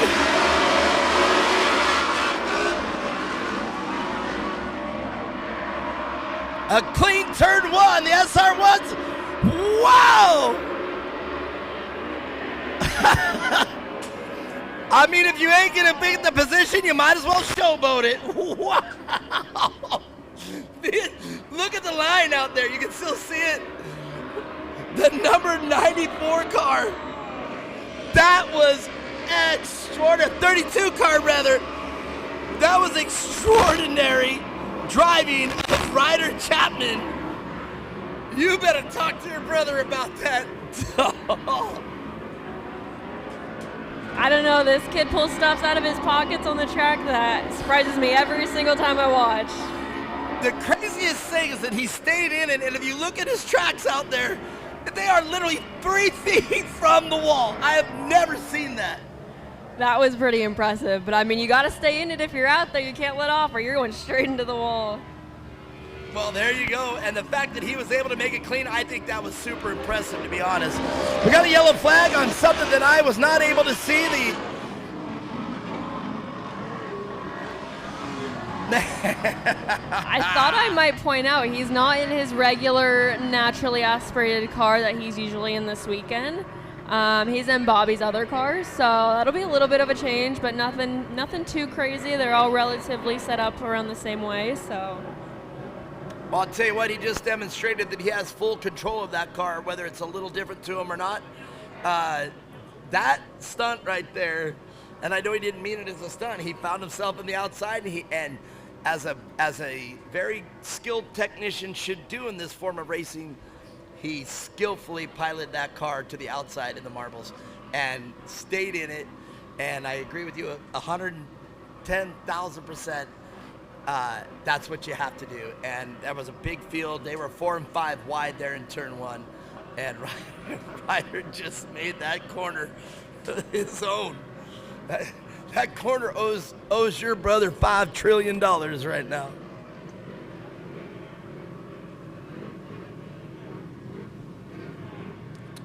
So what's also kind of crazy is to see how fast the SR1s stacked in there. Brandon Kilgore at the top of that field, he got all the way up to 8th there within 1 lap. So that's where I was kind of saying, I think it might have been a smarter thing to start the SR1s in the beginning. Corey Weller, though, well off the pace here, but she's going to have her hands full. And Charles Etheridge now might have just been feeling things out in qualifying or got some things together. And let's see what Webster right next to Corey. So they might get pretty lucky here. And as long as Scott Webster can get his mind back in the game, we'll see how the SR1s here shape up here in this pro class. Definitely, yeah. I think a little bit of patience during this race is definitely going to help out these drivers. But, wow, that was a crazy start. I don't think I said a word that whole time. Yeah, I think the look on your face says it all. If you guys can see it, I mean, that's definitely a wow moment right there. And if you guys can go back, I'm going to go back and watch it here tonight or at some point during the week. That was so impressive to watch Ryder Chapman just ride the wall like that. Man, we might have to get your brother a nickname. You know, that Cy said it all too. But, you know, Wildman Cheney, he rode the fence like that. Here we go, back to green. 922 car out front physically. That is Trenton Ouellette. And all cars through clean. Ryder Chapman, though, with a little bit different line. And Brandon Kilgore already around 2 of the pro cars in that class, taking a wider line. And if you look out on the field of a bunch of cars normally dominated by the RS, you can see the SR1, Brandon Kilgore, just out for blood already around the 119 of Cole Warner, now back in the middle of the field, our number 1 qualifier.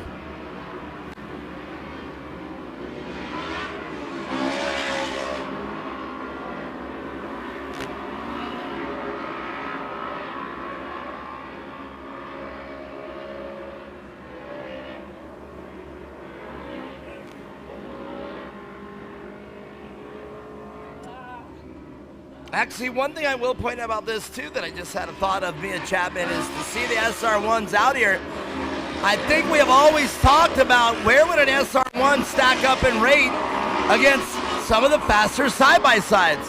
And here we are. We get to see this dream come to fruition, and they're not really too much crazy. Brandon Kilgore maybe with a little more speed down the back straightaway there, but as long as everybody holds their line and runs clean, we can really see how the SR1s stack up against a pro car.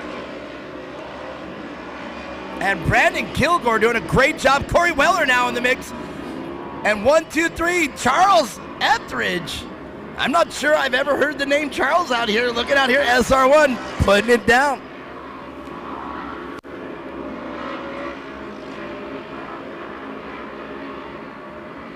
Car way off the track right there in turn 6. Able to get it back together, come back out into the track peacefully. And you are 100% right. A lot of dust on the tarmac right now, Mia Chapman.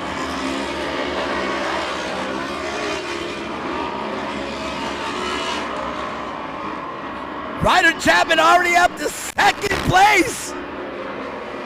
Well, we were talking about it and we said Ryder Chapman's got to get him into the pro levels, and there is no doubt Ryder Chapman is ready 100% to race pro.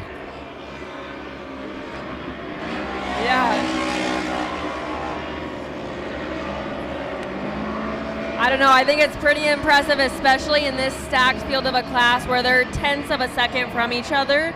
If you can run in the front and hang in there and be there for the opportunities, it'll definitely pay off. You know what? I'm praying out there for him that everything holds together for him. We got a car. Oh!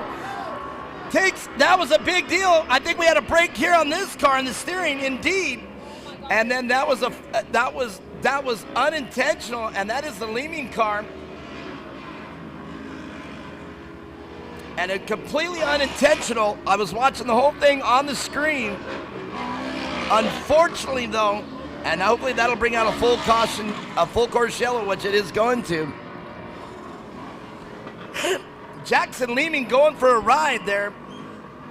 And I didn't see the number on the other car yet.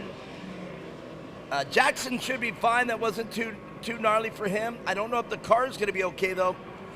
The car that collected Jackson broke a steering link. There's no doubt about it. Coming out of turn 4 there, or turn 5 rather, the steering component broke and just darted him right. There's nothing the driver could have done different. And unfortunately, collateral damage. Jackson Leeming was there and ended up taking it. He should be fine though. Did not look like that hard of a rollover. But now that's just from my vantage point. So in other words, don't trust what I'm saying, but I'd be willing to say that I think he was okay. So it wasn't too hard. Just hit the car and over it went. But is the car not damaged? Can we flip it over and get it back in on the lead lap?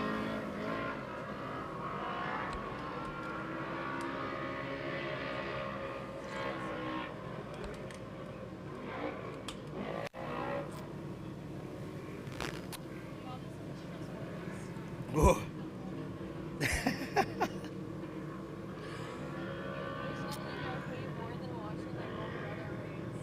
I think you're doing just fine, to be honest with you.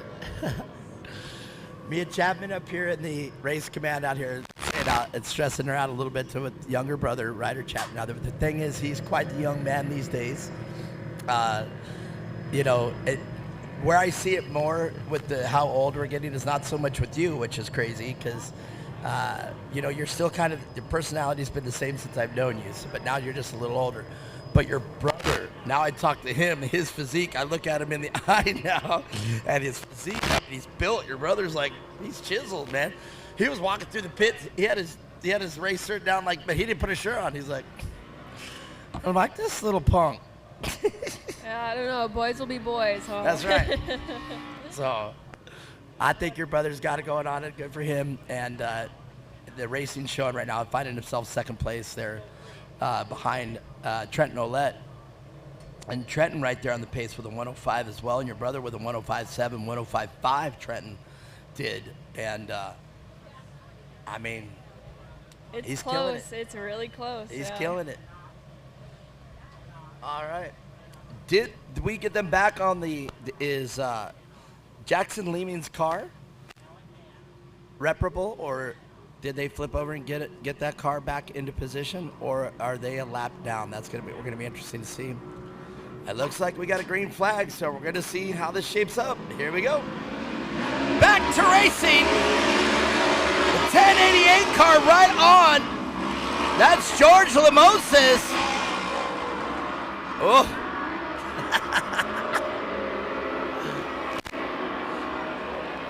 Mia Chapman literally on edge watching her brother go into turn 1.